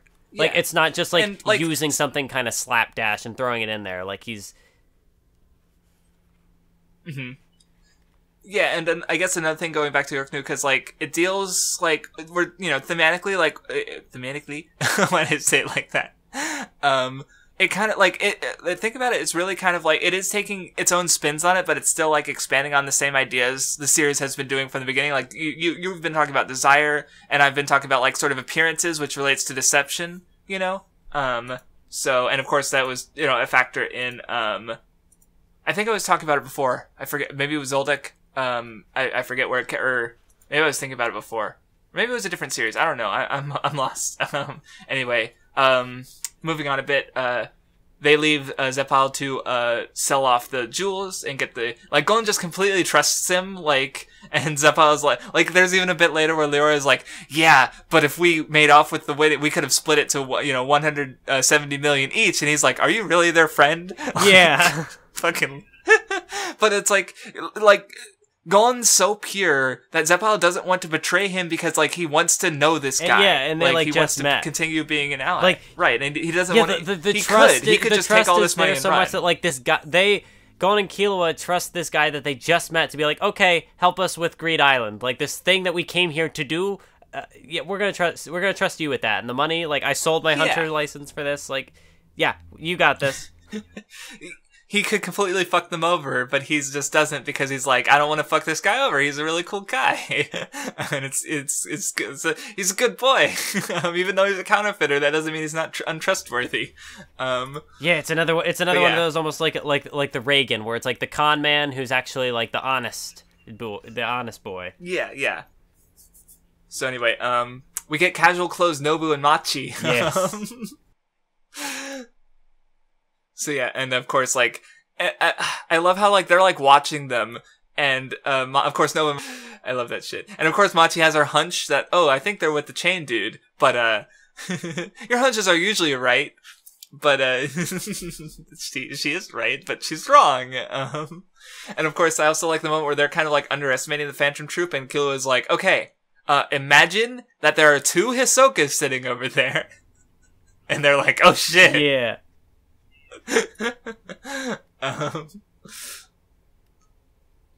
Yeah, and then there's the part where they're like, "Oh, but don't make any sudden movements or whatever," because like they're wary.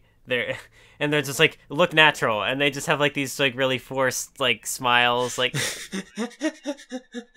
How do we do that? Because I think there's even a moment where like Killua sees like Lirio being stupid, and he's like, yeah, he's probably an enhancer, because they're both stupid. Yeah. Like he's just like thinking about Hisoka's personality test again. It's funny. I think another. I'm looking back at the Zapile thing again, because there was a particular line I saw that I was like, oh, that's kind of interesting, where he says, the human mind is a funny thing. If people are suspicious of closed vaults, an open one could fool even skilled appraisers, which is, again, like me thinking more about like all the variables and stuff that are kind of like factored into this arc. And there's like the part with Chrollo later where he's like, oh, shoot, I missed the obvious thing, like, I was so busy trying to use Neon to, serve this purpose when really she could have led me right to the chain user. Oh, yeah, that's right. I didn't think about how he fell into that too. God, that's good. This is what I say, like, yeah, it's a really well, like, thought out and constructed series where it's like you do have all these, like, small connections and stuff. Like, I can, like, even if it's not personally a favorite of mine, I can 100% see why people, like, love it, like it so deeply. Mm-hmm. Like, cause they, I'm not the one who's gonna go back and, like, notice all these little details. Like, there was a comment I'll talk about next time, hopefully, but, of just, like, a connection of how, like, some of the Zoldyck family are manipulators and some of them are transmuters, and how that sort of factors into, like, maybe, or it could factor into the dynamics. There was a little, thing that someone else brought up, but it's so interesting to consider stuff like that. So yeah, it's cool. Yeah. Oh yeah, this is a cool moment. Or what were you gonna Sorry, say? I just turned a page, and this is the one where there's like 3 neon pouts, or 4, like in the span of like 2 pages. Oh, she's cute. Pouty, she went to go to the auction, but it was canceled. Of course, it wasn't actually canceled. Which she that happens. But they talk about how like they're getting precautions for when the auction's opening up, and there's just a full page with Silva and Zeno fucking. And it's so good because it's like we know these characters, of course, from the Zoldyck family arc, but now they have like more weight, like they have this weight to them, and it's really like, because as we've seen, like Silva's actually killed a member of the Phantom Troop before, and he respects them. So now we're like, oh shit, these giants, oh fuck, like it just had a lot of weight to it when I read it. I was like, oh boy, I was getting hyped. Kind of like, is it even really an arc in the same way like York New is, and Heaven's Arena is fine. But it's, it's not it's probably my least favorite, it's down, we've only read like 4 arcs so far. So when I say it's in the bottom half, that doesn't say a lot. But even then it's like, it's just fine. So like with York New, it's probably the one where people say, oh, this is where Hunter x Hunter starts to get good. And I think it is partly because like the series has enough where it's like, yeah, Silva showing up here has weight to it because like this is a character we've known before. Like there's enough time in the series that can do stuff like this, And, like, we only just crossed the 100 chapter mark this stretch of chapters. And, I guess I was also gonna make the comparison, cause, like, I feel like One Piece does that with Arlong, when Nami, like, cause yeah, in, like, fucking chapter, like, 9, she talks about how, oh, I like money and tangerines. And then, like, 60 chapters later, we get Arlong, where it's like, we find out why she likes money and tangerines. And that's the arc that people say, like, this is where One Piece starts to get good. Even though Baratie is really good. But, Arlong is, like, where it starts to get really good. But, so I just thought about that in regards to, like, how people, seem to react to going into this series for the first time. And, like, how they express that to people also going into the series for the first time. So just something I was considering as we were talking. But anyway, Gon and Killua are gonna shadow Machi and Nobu. And again, I like how they're just like, huh, yeah, perfect Zetsu. They're good. Like they're just like mildly impressed. Even though they know they're being followed.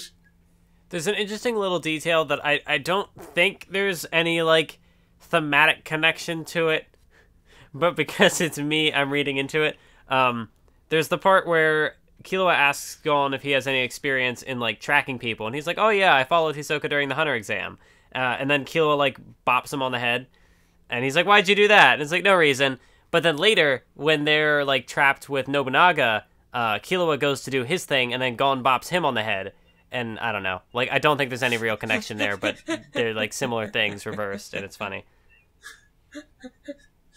But obviously one is just like also, a jokey thing, and the other is like serious, like, hey, you can't do this.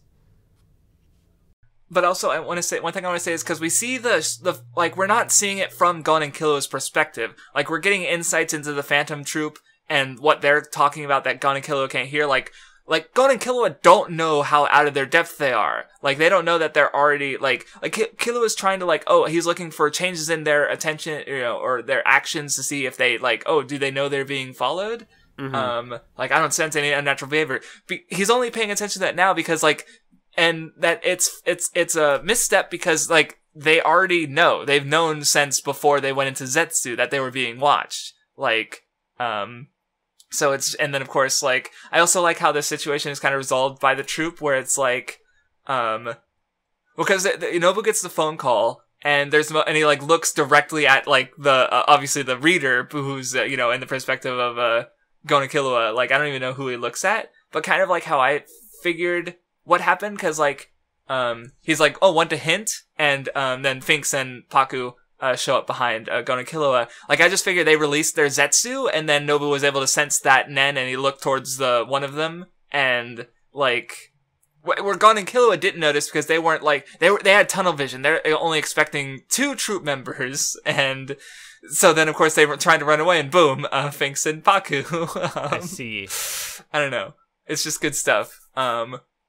Because, like, yeah, well, there's even, Finks even gets the line where it's like, to deceive your enemies, deceive your allies first. And, so he's just like, and Nobu's like, I thought there was more than just, like, because they're complimenting them, but they're also indirectly complimenting their allies for their Zetsu, but not knowingly. I don't know, it's neat. The Phantom Troop is good. There's the part where Killua like tries to escape from like Finks's, like Finks captures him and then he's like, no, I gotta escape. And then of course like when Finks did the whistle thing, I was like, oh, I'm gonna try to whistle, and I can't whistle. That had nothing to do with analyzing the story. I just thought it was worth mentioning. No, it's fine. But I don't know. It's just like a little. It's like it's a small little moment, but like I remember it from the anime, and like it's in the manga here too. So I don't know. It's just like such a small thing that like gives the moment a little more character. I don't know. Mm-hmm. Anyway, I like how like when they're being interrogated, I like how Killua's answers are like they're technically true, but they're not 100% true. Like, or not all of them. Like, yeah, they're chasing the Phantom Troop because of the bounties. Like, he says that, but he doesn't say, like, that, oh, we just know that you're the Phantom Troop. Like, he doesn't say that. He says, like, oh, I'm training to be a pro hunter one day. Which is like, yeah, he's not a pro hunter yet, but, and of course, like, he's like, oh, who taught me? The assistant yeah, like, he's being honest, but he's not being direct, basically. Like, he's leaving some information out that they don't need to know. Like, I don't know. Yeah. But yeah, they do get captured and brought to the troops' hideout. Hisoka doesn't know these guys. Oh, and there's a lucky, like, Gon kind of like has a bit of recognition when he sees Hisoka, but instead it's like, oh, we recognize Shizuka. She does her like airhead moment where she's like, I wouldn't lose to a kid. Yeah, Shizuka's good. She's so stupid. Then we get a really good moment with Gon doing the arm wrestling with Nobu. Say what you thought, if you had any thoughts about the moment first, because I have a few things to say, I'm sure. Well, I mean, it's obviously like a big, I I don't know if watershed is the word I'm looking for. I don't think it is at all. But I don't know why that's what popped into my head. But it's like it's a moment where like we know that the troop, like how they feel about killing and stuff. And we've seen like their loyalty and stuff to each other, and how they have like the camaraderie. But this is where we really see like the, oh, you killed my friend, I am going to get revenge. Or, well, not Gon didn't do it, but like, you know, this guy killed my friend. I'm pissed. I'm upset. So they have like emotions, and so like even though they seem to be like the cold-blooded, heartless killers who don't have no regard for human life, even say that, because like, you know, sometimes they don't even remember the massacres they've done just because like it doesn't matter to them. But here, like, death does matter to them, and it's like, wow, that's right. Kind of it's hypocritical. Exactly. Well, it's also specific, like, because one way I was thinking about it is like, because the spiders are like a very small group, and but they're also meant to be like one entity, you know, like if one of them dies, they can just be replaced. But so like the way they kind of act, like I kind of feel it's like, you know, they are a group, but also like they're also like an individual, like a collective individual, so to speak, the spider, basically. So like, but yeah, they're very selfish about that, where it's like they only care about themselves, kind of, because like, and yeah, like Gon, he just sees things as they are, and he's recognizing their hypocrisy, because it's like, you know, they're mad about one of them being killed, but they don't care about anyone else. Like, later Gon asks Chrollo, is like, why can you kill people so easily? And he makes a really interesting expression before explaining that, like, you know, it's probably because, like, he doesn't know them, he doesn't care about them. They're others, like the spider is all that matters, more or less. Well, maybe Meteor City, but we don't know the exact relationship between Phantom Troop and Meteor City quite yet. Like, there's some guesses that characters give, but we don't know the full picture. Because yeah, like, I guess to go back to that, and that's why I'm really interested in Meteor City. Like, all this comes up later, so I want to go into it now, because it's like, Meteor City's whole thing is like, they'll take anything given to them, but if you take something that they have, they will come after you, basically. And the Phantom Troop kind of goes against that, because like they're stealing things. They're taking things that aren't given to them, specifically. And of course, like, that also factors into how they deal with, you know, lives. Is, you know, they'll just murder people, but if you take what we have, then they're going to be even more mad. Like, that's why they want to kill Kurapika, obviously. So it's like, they specifically, like, Meteor City itself, like, their ideology seems, like, understandable, you know, even a very brutal, yeah, like the degree, what really gets me, because, like, the degree to which, like the specifics. I'm just gonna say that, like, that would be amazing. I'd love, because, I don't know if we'll ever get one, or if, I won't talk about what the Phantom Troop may or may not be up to after where we're gonna stop talking about, but, I don't know, it's interesting to consider. Like, I guess that's the thing, is like, I like Yorknu, but it's also like, yeah, it purposely kind of ends up like unresolved, you know? So it's like, you know, it comes to an end, but is it like, yeah, I guess going back to the anticlimax thing is like, there is no big showdown, which very much works, but, you know, it just goes back. Greed Island is the main thing, so that's where it goes back into. So, I don't know, it's a good moment, and yeah, it is interesting. So, I don't know, it's neat. And of course, I guess we'll also mention, like, here we get Gon showing off some of his inconsistent power, where he's going, like, beyond 100%, because he's, like, before he could barely beat Shizuka's non-dominant arm, and now, like, Nobu was much higher in the ranking, and he just defeats him because he's mad. So, oh boy. Also, I like the 2-page cover spread where we see all the Phantom Troop in their black suits of mourning for Uvo. And they're stylish. Suits are good. Well, and dresses for the ladies, but yeah. Actually, you know, I think... Oh, wait, never mind. I was gonna say, Machi's not in the suit this time, but she's been more like a trench coat sort of thing. Yeah, she's not quite in a dress like Paku is, and like her and Shizuka are more covered. Yep, but it's a good cover spread. But yeah, then they get in a fight about if they should hurt, because like, yeah, Gon just, you know, like, they're just arm wrestling, and then they're actually like getting mad that he won, basically. Like Gon didn't attack him or anything; he just won an arm wrestling match. and like they're trying to like Killua only moves to protect Gon. Like Phaeton, it goes back into hypocrisy. He saw his friend like lose, and he's trying to defend him, but like Nobu's like, hey, no, and then they have their coin flip, to settle the dispute. Yeah, I like the. I've been talking about like how this arc deals with all the different mentalities of different characters and how a group like the Troop, like how they all play off of each other in some good and bad ways. And I think maybe that's what just makes them feel like such a rich group of characters, is that all the ways that they can play off each other. But in this case, where it's just like they decide things through coin flips to avoid some of those variables. Like they don't want things to get too heated, and so sometimes they will toss that out. Yeah, they just leave it to fate, basically, right?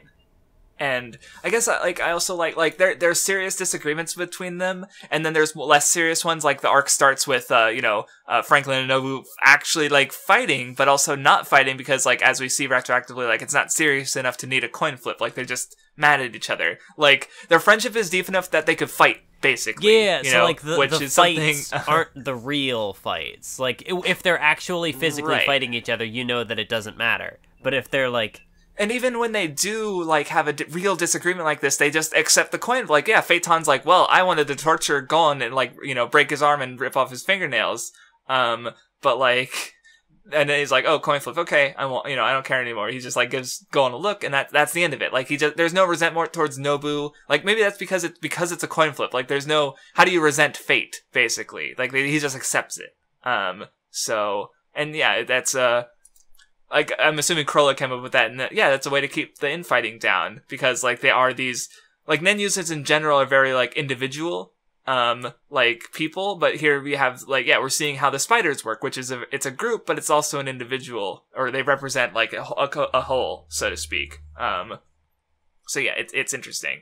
But anyway, they talk about the chain dude pretty openly. Nobu offers Gon a position in the spiders to fill Uvo's shoes because he likes him.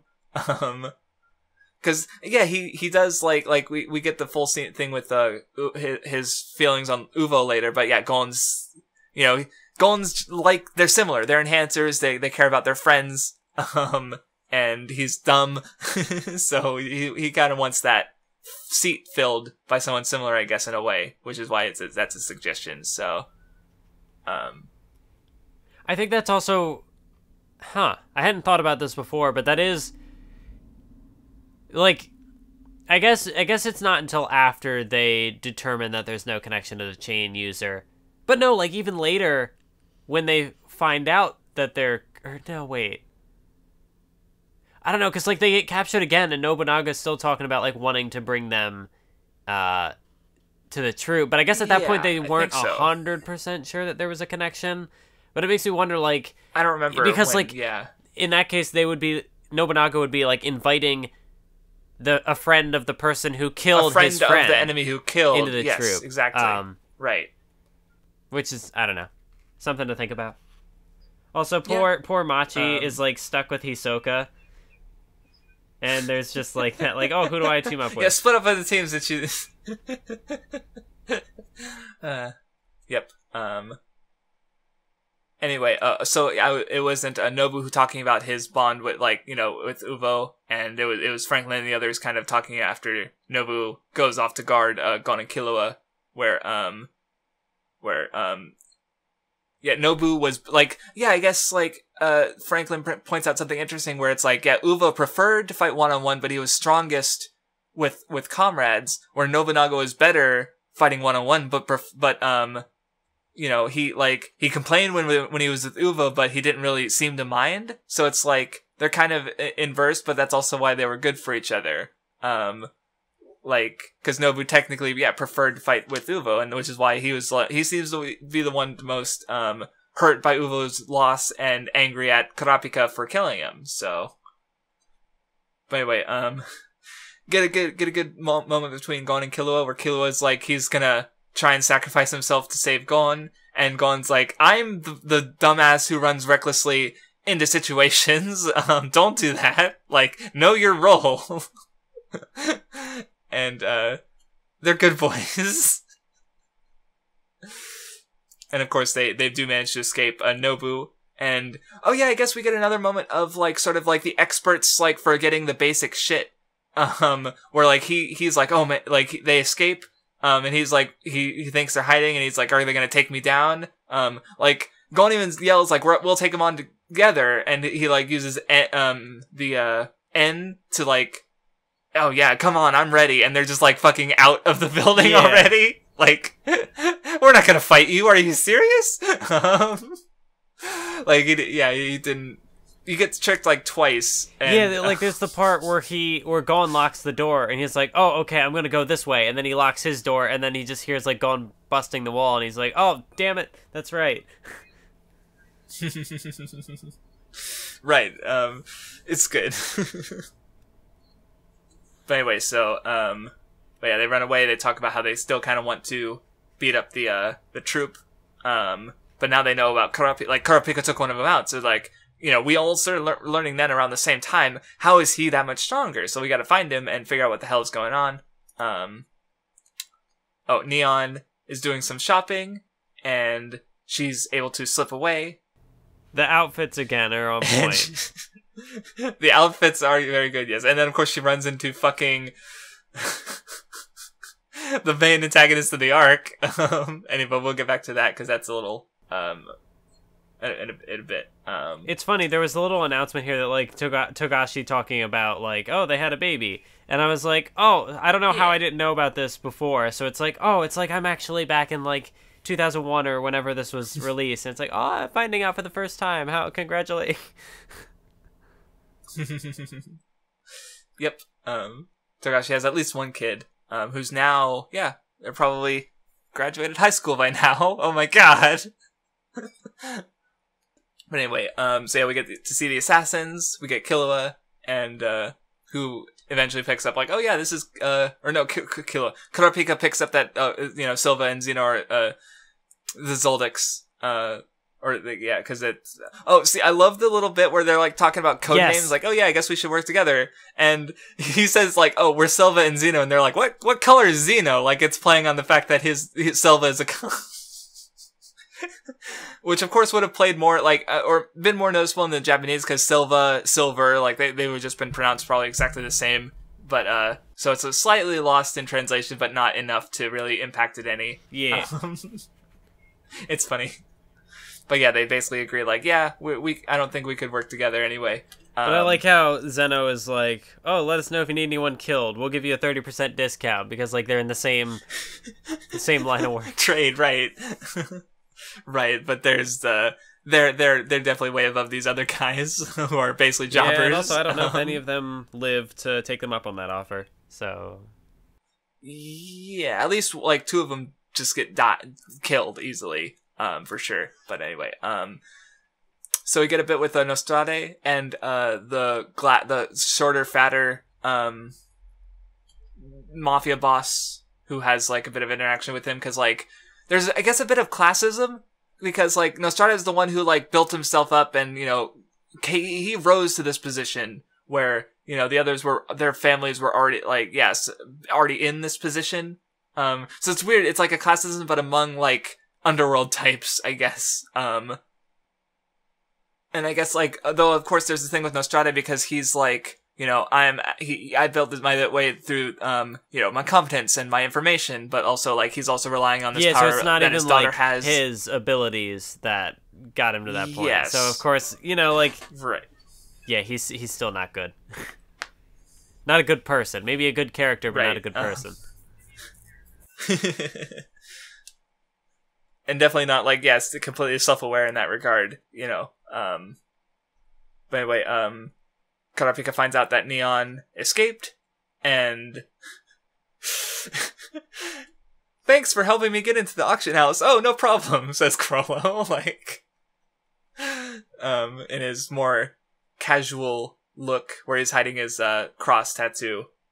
So anyway, we get a bit where, Neon writes a future poem for Chrollo and learns about how her ability works. And Chrollo cries. Yeah, I like how there's like the little aside where Neon is like, oh, I've never seen a guy cry before. Yep. And of course, we also get a bit of Neon's kind of like how she was influenced by the fortune teller. Some deep philosophical discussions about the afterlife and etc. Yep. I don't have much to say about it. Like, it's stuff that I'm curious about if anyone has things to say. Because like I said, Chrollo just has these like little moments that are interesting, but I haven't seen like pieced together, and maybe we are missing. Like, that's the thing, is like Chrollo is a character we could get like more context on later. Like, who will and learn just more to say about him. So possibly completely transforming how we see some of this stuff now. So that's what it's cool about ongoing stories. But also, like, I wish Hunter x Hunter was over in a way, because I'd love to see the full picture. But anyway, yeah, Chrollo knocks her out and uses her as a distraction to get in. He is kind of immediately like picked up that like something's going wrong here. And he kills some of the assassins, and we get the Requiem to Uvo, where Uvo wanted to cause havoc, so Chrollo's just like, hey, go cause havoc. And they just start fucking murdering shitloads of people. And Chrollo has his horrifying, like, indoor fish. Oh my god, we have 20 chapters left. And I only have an hour. I think it's interesting how like some of the characters aren't even like using their Nen abilities to kill people. Like Phaeton's just like chopping people's heads off. That's true. I forget if that's Sphinx's Nen ability or not. I don't. Oh, that's right. He does the punches. So Maybe it's just Phaeton. Yeah. But anyway, Gon and Killua get a hold of Kurapika, and agree to try and meet at some point, because obviously Kurapika's a little distracted. Oh, and then we get the Silva and Zeno versus Chrollo. One little detail I like is like there's a small little thing that shows the sort of difference in experience between Killua and Silva, where it's like he's like encountering a Ben's knife for the first time. And then Chrollo pulls one on Silva, and he's like, "Oh, he like, oh, it's a midair." Like, he's not only recognizes it, but is able to recognize like like roughly what number it is just based on appearance. Like, it's just a little thing. And of course, I also like the first aid he puts on himself. So it's like because of like his knowledge, he's like, "Oh yeah, it's poisonous." So he just like physically squirts out some of his blood, and then uses one of his hairs to like stitch it up on the spot. And it's like just like first aid. Yeah. It's neat. I like it. Yeah, this is such an interesting fight, even for like, you know, in the grand scheme of things, it's like not between any of the protagonists or anything. It's just like, in a sense, like a fight between two antagonists in a way. Although, yeah, when you put it like that.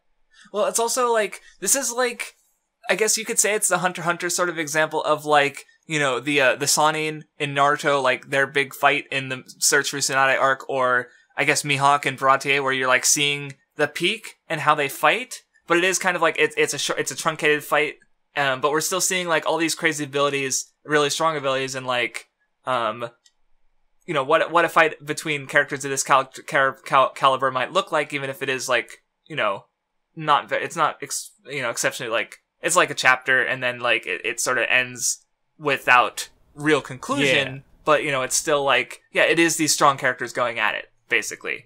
And of course they even tease us where it's like Xena's like, or like Chrollo and him have a talk about like, oh, could who would win one-on-one? And Xena's like, yeah, me, unless you were going all out, you little shit. And Chrollo's like, okay, he knew. Like, see, and like this is another one of those examples where the characters aren't explaining their powers to each other. Like a lot of the dialogue is monologues. It's like internal. Like, oh, I see what this character is doing. I'm analyzing their actions and then planning out my counterattacks and stuff. So it's a way of like letting the audience know what the heck is happening. Exactly, yeah. without having like we talked about earlier with just characters explaining their abilities, which I guess, contrasting them to the beasts, where it's like they're incompetents who like, I guess like, so there was another little detail I liked earlier with the Nostrade lead bodyguard whose name I don't remember, who got killed, and like Nostrade was like shocked, like he has Nen, I could fill him with like, my men could fill him with like shoot him 12 times and he'd like shrug it off, like because the Phantom Beasts are like they're Nen users in this world of non-Nen users. So they don't know, they're not like the Phantom Troop are Nen users who like mostly interact with like, or plenty of times like steal from non-Nen users, but they have awareness of like the peaks of the world of Nen users. Like, so they have like this quiet confidence where the Phantom Beasts have this smug confidence because they don't know anything. So they explain their abilities because like, usually the people they deal with are helpless to deal with them, but the Phantom Troop isn't that. So, I guess there is something meaningful to draw from like the difference in the characters who do explain their abilities and those who don't, which is cool. So yeah, that's something I only just thought about now. But anyway, yeah, the fight ends because, Chrollo has more money and he pays off the Zoldyck family. Because as we have like, there's even the part where they're heading up to Chrollo and it's like, yeah, we aren't getting paid enough for this. Yeah, it's a really interesting development because you have characters who are brought in to do this job, like characters who have been established that like this is the profession, this is what they do, and then you have like another character getting hired by another character to kill the character who hired the other characters so that the fight doesn't end, and so that character isn't killed by the other characters. It's again, it's like a good web of people and keeping track of everything. I don't know, it's good. Also, I like this because it gets like Illumi and also Kaluto like they get involved with the troop, which is relevant for later. So I won't necessarily say this is like foreshadowing. Maybe it is. But if it's not, then like Togashi comes back to this later and expands on it, which is good. Mm-hmm. But anyway, it also leads to just stuff in this arc where, the troop is basically, they've covered themselves enough that like they're able to finally pull off their heist and steal a bunch of the treasures. Yeah, because like it's not only just like characters showing up to make cameos, but it's like done in a way that's like, okay, here's the explanation for how we can fake our deaths and then get away with stuff. Which of course leads to a great moment with Kurapika, because like he sees Chrollo's body, quote unquote, and all the troop, and he's like, because like he was worried back in the Hunter exam of losing his like flame of anger, basically, like when he had talked about how like when he sees a regular spider he gets pissed off and is like, well, I guess it's a good thing because it means my hatred hasn't like faded, and it's like, but he's like sad about it because it's so petty comparatively. Yeah.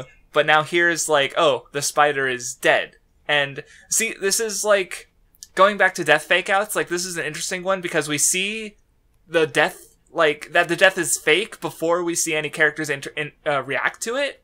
Because, like, we do get the best of, like, one thing I think that's fine about death fake outs is we get to see what the character and, like, how they would react if they think the death happened, But we do also get the best of both worlds because, obviously, like, the death didn't happen. So it's like, we get to see, Kurapika, like, interact with these characters later, but because they're not actually dead, but we see how he reacts if they would die, and we get some good stuff out of Kurapika for it. It's important for like showing, especially knowing like where his character will go later, because like obviously we aren't in the timeline where the troop dies and Kurapika can just go find his clan's eyes. Right. So like, because, like, I love the line where Gon gives, like, he's like, oh, that's your real desire, Like, that's really what you want, is to give rest to your I really like clan. the part like, where he walks up to him and Kurapika is all, like, somber, and Gon just comes up to him, like, all positive, and is like, I'm so happy for you, because he gets to go and find... It's not like, oh, I'm sorry that the troop is dead and you can't fulfill your vengeance, because obviously Gon doesn't really... That's not what he wants for Kurapika. He wants Kurapika to be happy and, fulfill Yeah. But so like he doesn't want him to fall into hatred, and so that's why like, he's just like he's so happy that Kurapika doesn't have to deal with the hatred, even though obviously later he does because they're not dead. Yeah. And then you get the panel where Exactly, it's like but, the like, characters at the same time, goofing off we're going. and the smile. Ah. Yeah, because that's the thing. It's like at the end of the arc, like he is able to smile because, like, yeah, his vengeance isn't just to kill the Phantom Troop. Like that would be nice, but like, putting his comrades to rest is is more important, and he's kind of like losing that. If not for like Gon and his friends basically ground him and keep him from losing himself in his desires. And I think that's also possibly true of the troop, because again, like, they don't want to lose the spiders, like Krollo's, like, even if I die, let the troop continue, So they don't want to lose their friend, but they also, don't want to lose anyone, so... Friendship!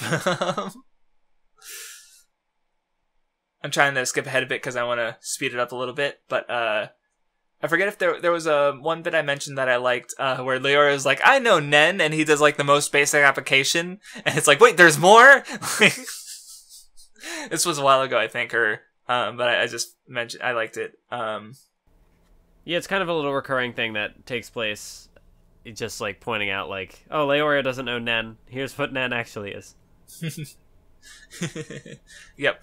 But anyway, there's a little bit where Kurapika, like, he punches the guy, the mafia boss, who's like, and it gets pissed off, and then he like scares him away with just like his killing intent, and like, because Kurapika's fucking mad. Then we get the kind of explanation of Meteor City, where it's just like these people don't exist. And I think it's an interesting I think they're interesting. I kind of already talked about it though. We both did actually. See, I'm like looking through stuff and we've already talked about it. Like now we get the part where Gon's talking about like how let's find the eyes. So anyway, Kurapika gives them the breakdown of like how he's able to like come up with these abilities that can stand against these really strong guys. And he talks, and they're such good. They're good because you get the where they're like, hey, why don't you make us stronger with the same thing? But then, like, it turns, I especially love the line Gon gives where he's like, I would rather, I'm skipping ahead a bit, I realize, because, like, it started that scene and then it cut away to the Phantom Troop. But, like, I like the line he gives where it's like, I would rather, die than let down a friend. Where it's like, making the vow isn't even worth it. Because, it's good. Yeah, and then Kurapika's like, yeah, that's how I hope you'd react. How I'd hoped you'd react. But anyway, skipping ahead, or going back to where we were supposed to be, the Chrollo has taken Neon's power and is using it to he gets the fortunes for all of the troop, and they sort of break them down and analyze them and kind of figure like, oh, you guys are okay. These ones are going to be the ones who die if we stay. And this, Hisoka, of course. Yeah, I was gonna say this is a really cool. The way again, it's like all the different variables. Because you have, it's a way of like giving us the fortune that like this is the worst that could happen, and it ties into kind of like the thematic idea I had brought up earlier about like how the troop, they avoid the worst, but they don't get like the best scenario out of the resolution of this arc. Right, because they're kind of split between their two desires to, protect the spiders and get the chain guy. It gets that. But then also like with Hisoka changing his fortune, because like when they get those fortunes, the obvious solution would be, oh, let's leave. Let's not stick around. So like they need a reason to stay in Yorknu, and that's Hisoka being there and being the traitor. He is able to manipulate the prophecy or the prophecies in a way that allows the arc to continue. But it doesn't feel like it's a forced or like plot twisty sort of. Yeah, see, I didn't even think about it in the lens of, like, it keeps, like, the Phantom Troop here. Like, I didn't even think about it. Because, like, I think we talked about this before, but Hisoka is, like, perfect as, like, a kind of chaos factor because, like, he has a desire that's perfect for a shonen manga. He wants to fight. He wants fighting to happen, And so, like, his desires fitting what, like, works best for the story and just, like, yeah, it is really convenient in a way. Like, we even see it a bit in the Hunter election arc where he's like debating is like what is his best course of action, and chances are like keeping Gon and Killua alive are better for him because then he can fight them later when they're older and stronger. Stuff like that, where it's just he is convenient, but it's good. Convenience isn't about all stories are convenient, so it's just a good form of convenience in particular. But he it's also nice. like manipulates things in a way that like outs him as the traitor, but doesn't out him as the traitor because he frames it as like, oh, Kurapika's powers are doing this to me. We know it's his own free will. He's being forced to do it, right? Because they met before the Hunter exam, so yeah. He can't, like, he's just a bitch, a lying bitch, but and of course the whole mystery with like the changing of the fortune, he does it in a way that like if Chrollo doesn't figure it out, he could potentially die, but Chrollo figures it out. He gambles on Chrollo's intelligence, right? Yeah. And of course there's a panel where he's like, I knew you were brilliant. I'm gonna enjoy killing you. Yes. Yeah, and it is good because like Hisoka, he by gambling in this way, it also like because Chrollo had to figure it out, like it's not like it makes it less likely to him to realize that he's being tricked because he like it's the layer of deception is so like deep that it goes beyond like just his initial like, wait, maybe the whole fortune is a lie. And of course, Chrollo doesn't know because conveniently he doesn't know what he wrote, which of course does factor into their ideals, but still, sneaky ass Hisoka. But anyway, Gon and Killua still want to go after the spiders, or Gon does, and he convinces Killua into it rather. And of course, though Kurapika points out that the Mafia is basically done with the spiders because of their connections. Like, well, it's kind of interesting because we get a second explanation of Meteor City, but this time it's from Kurapika's perspective, and he's like explaining why the Mafia has connections. Because yeah, Meteor City, it's basically like here's a person with no background who's perfect for like spy work and all this kind of underground shady shit. So yeah, it's neat, and then they start coming up with a plan to get the spiders and help Kurapika. And we get the moment I talked about earlier where Gon would rather die than let down a friend. I'm probably skimming over stuff, but like I said, I want to... I only have so much time. See, we've already talked about the arc so much, like, I'm just getting stuff that, like, we already talked about. Like, here's Chrollo talking about how, oh yeah, the chain guy's connected to the Strata family, I should have realized. But yeah, Chrollo heads out to go. They're gonna track down the eyes to get to Kurapika. Killua and Melody follow. So does Gon. Again, the outfits because Kurapika's in disguise, and it's like the big ass sunglasses. Yes. But yeah, they do pick out Gon and Killua, or who they notice that they were being followed. And that leads to the... well, there was also... even before the hotel. That, there... Oh, wait, no. I guess technically it was after. But again, it's like Togashi giving like little moments to minor characters where... yes.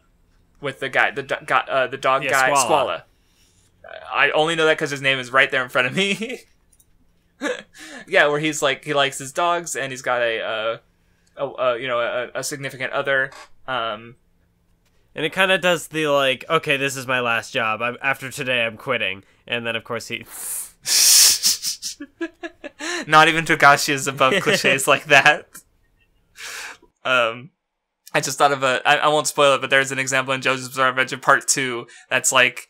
I think this was at least 2 different chapters. That one was in 1 chapter, but it's just like... It's almost funny when it's so abrupt like that. Like, I remember laughing at one in Magai, I don't know, I forget how it's pronounced, freaking Japanese syllables versus English pronunciations, where there's like a character who's like old and they're like talking about how like they give they pop a death flag and then immediately something happens to them, and it made me laugh because it was just so like abrupt between like death flag Although and I guess death. like this is maybe a little different because like what isn't the trope that like, oh, it's coincidental that they're about to like quit or whatever and then it happens, whereas like here he's like, okay, this is like he gets thrown into another stressful situation, he's like, nope, this is it, this is the last straw. Oh, I thought you were talking about before. Okay, yeah, no, that's different. Yeah, he's just like, yeah, it's more that like, yeah, he's like, no, yeah, this time, never mind. I thought you were talking about a different trope. Okay, because yeah, he just like comes out of the car and he's like, yeah, I'm gonna die. Like, he well, no, I was talking like, about the part different. where he was like, where they're starting, he realizes that they're after him and he's like, nope, I'm done after this. Like, I'm gonna quit. Oh, okay, gotcha. Never mind. I thought it was earlier and I was misremembering. Okay, I need to stop. I'm tired, baby. I don't know. There's also the but yeah, there's also the part where like the troop runs along the walls in the street, and the little random people are like, "What was that?" And it's like ninjas, and there's the little like leaf symbol, like the hidden leaf. I didn't notice the leaf symbol.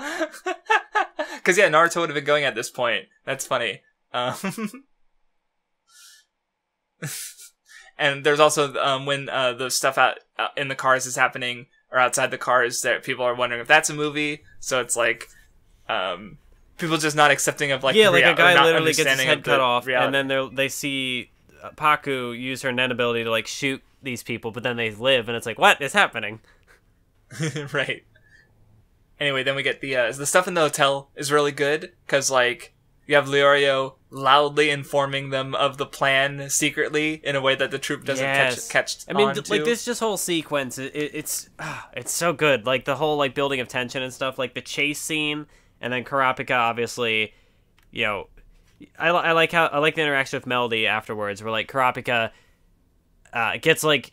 gets too greedy and is impatient and jumps in and ends up getting Gon and Killua in trouble, and then Melody's like, you need to calm down, you need to be patient, and Kurapika's like, I know, and Melody's like, no, you don't. Yeah, no, that was good. And there's also like a lot of like little things that happen that it's just like when Killua tries to kill Machi and she catches his hand with her muscles, and it's like, what are these? Are they human at this point? Like at the level of like body manipulation they're capable of is like, Jesus fucking Christ. I just like to think that like her abs are just like so tough that she just like braces and stops it because she's, I don't know. Yeah, they're the troop. No, she's strong. The troop is strong. It's interesting.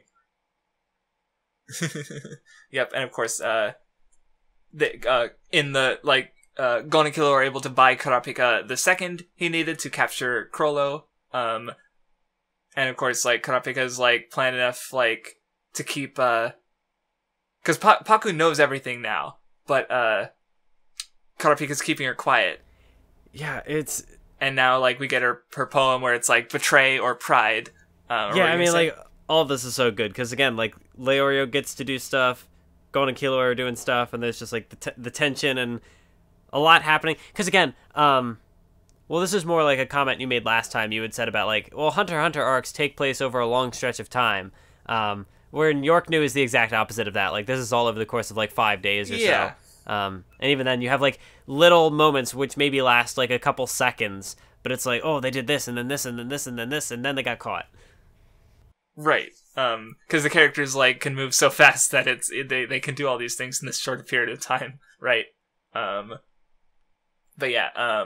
But then what's also cool about this, like you said about little details, because Chrollo is like, I'm worthless as a hostage, and he believes it because it is the truth. Like that is what he tries to, you know, convey to the troop, is that like the spider must survive even without the head. But he doesn't consider like human emotion, and it goes back to the line by Sapio, which is like, you know, the human mind is a funny thing, because Pakunoda will still prioritize his life over the survival of the spider because they are friends. Right. And like there's even the point with when the troop is interacting and Gon is just like, why don't you understand why she will do this thing? It's because she doesn't want her friend to die. Are you stupid? Yeah, because like I tried to mention before, but like Gon and Kurapika both mentioned that appearance based assumptions, like based on the Phantom Troop's actions, they seem like they don't care about human life at all. Yet they don't care about other human life. They care deeply about each other, and so Kurapika is kind of like out of his depth in dealing with them for that reason. Like he doesn't, and that's exactly why they kind of like.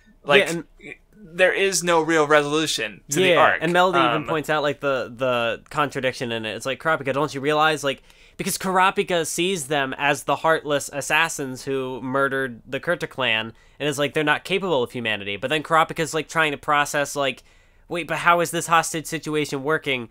And it's because like they do have that humanity, and it's like things that shouldn't be happening but are happening because they're not as one-dimensional as Kurapika wants them or believes that they were, and it's just like a lot going on. Yes. Yeah. And yeah, it is basically just I'm glad because like I said, I don't have a whole lot of time to talk, but I'm glad that it's just kind of like it's stuff happening, but it's good stuff happening. But I don't have as much to say about it because it's basically the characters talk about like what are they gonna do, what happens, like and yeah, they're infighting. Like there's a little bit I like where Finks like he answers the phone for Kurapika and he's like, oh yeah, we broke their arm, and then Kurapika like hangs up, and then he's like, sorry, I was lying. It's so funny. And then they like do a slapstick, like hit him in the head, and it's like it's a serious situation with like Phantom Troop, these brutal dark characters who've been murdering like nothing, but there's still like the slapstick gag in there. And it's great.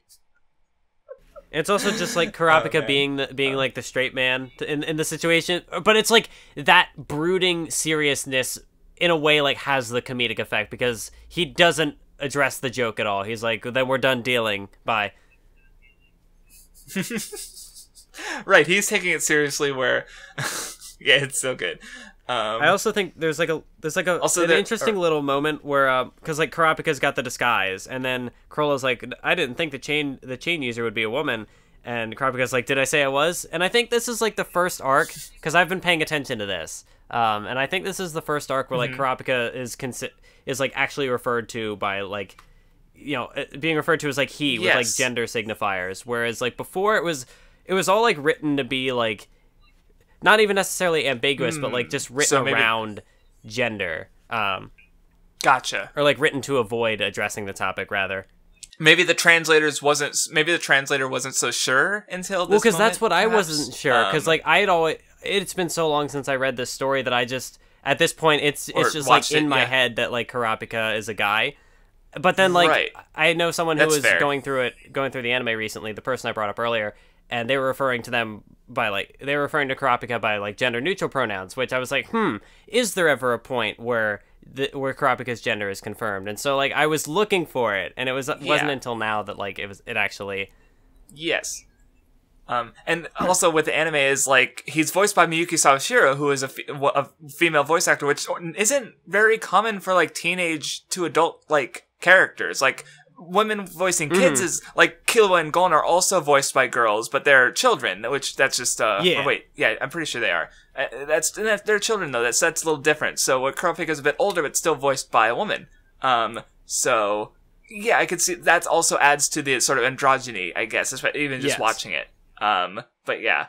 But yeah, you're right, because I hadn't thought about it, because again, like, it's just baked into me. Yeah, Kurapika is a guy. I just know that because he is.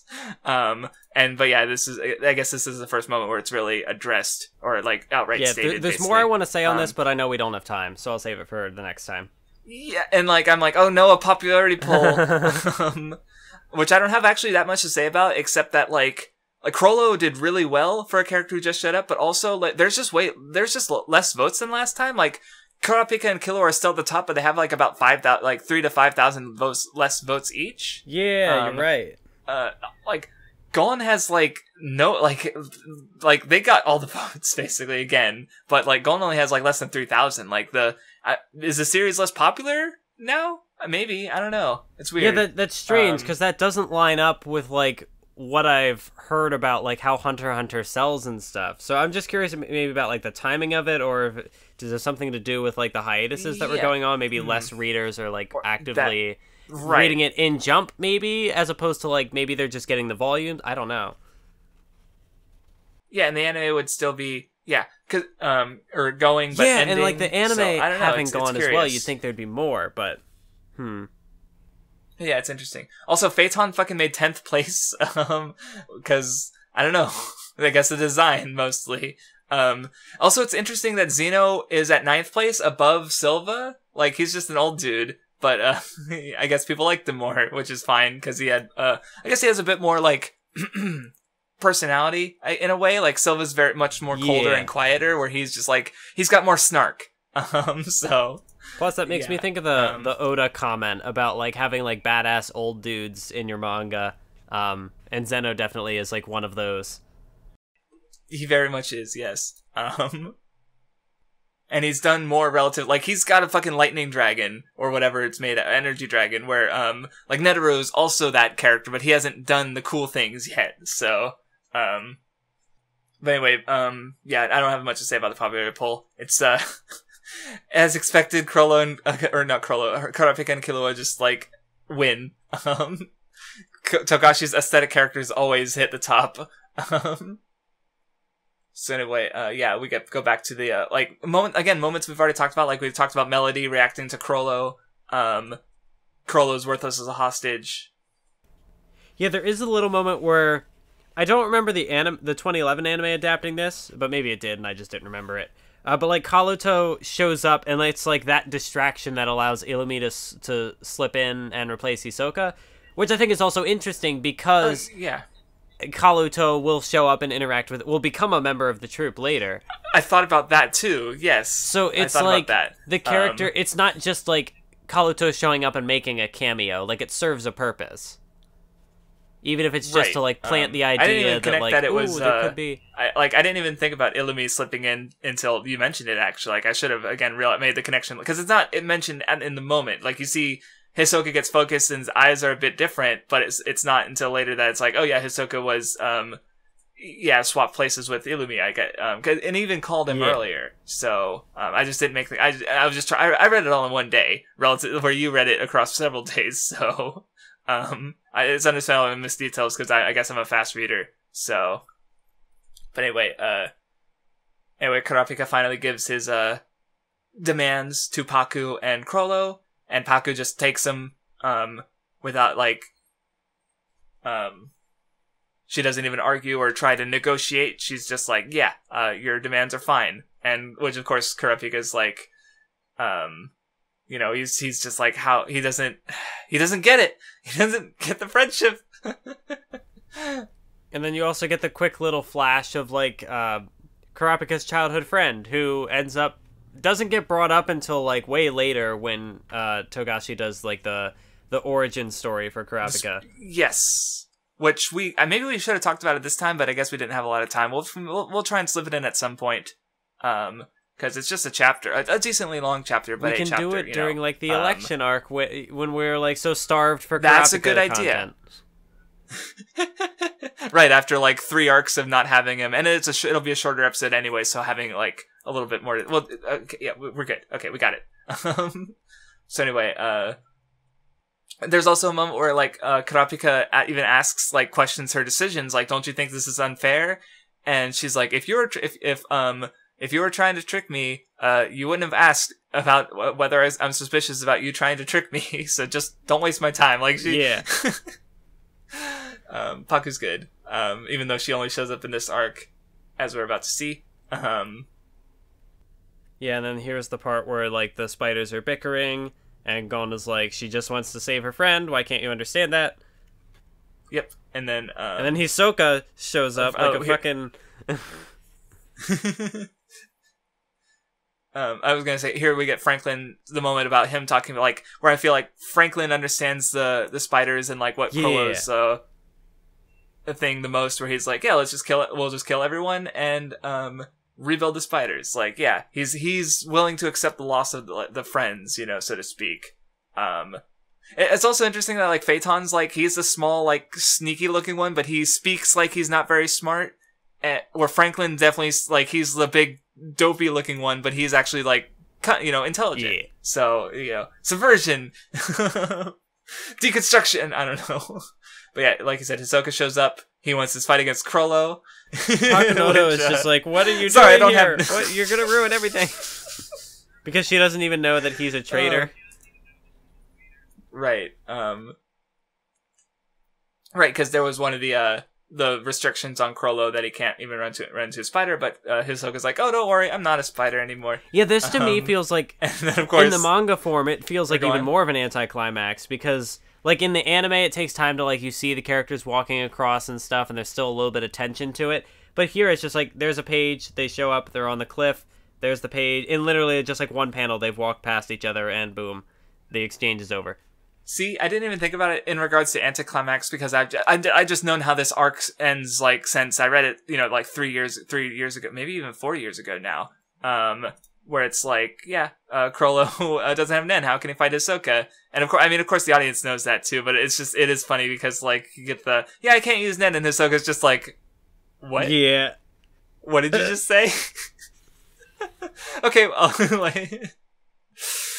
But yeah, he's not interested in broken toys, so he just lets Crollo go.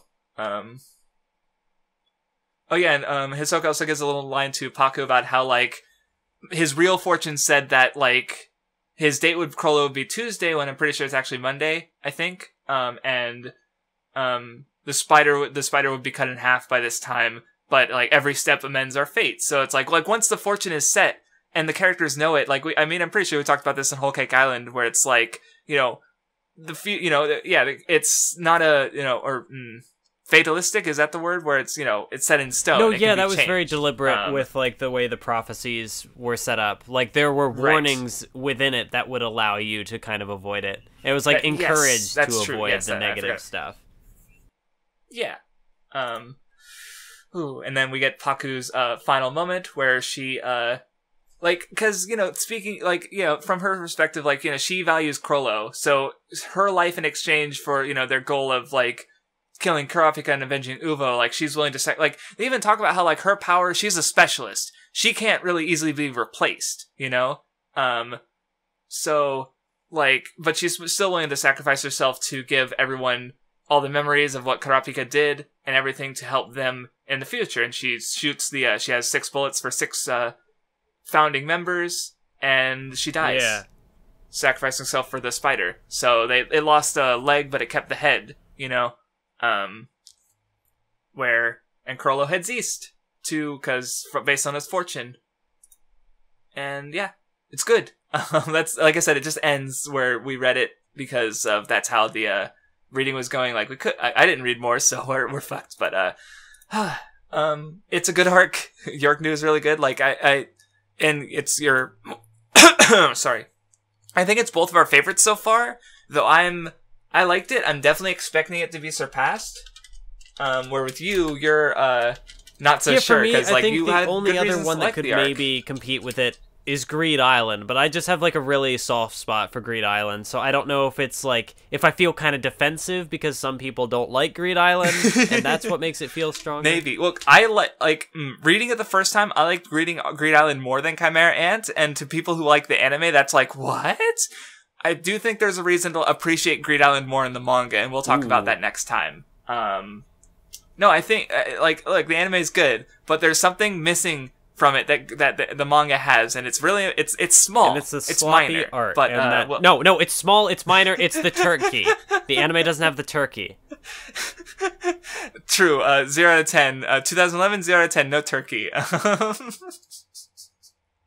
Anyway, so yeah, I only have, like, a little bit before I have to leave. So anyway, thank you for listening. Once again, sorry it was maybe a bit shorter than it would have been otherwise. I mean, that's good for my editing, but yeah, the circumstances, this was the best time to do it. So yeah, thank you for listening. We will, the chapters. What chapters are we reading?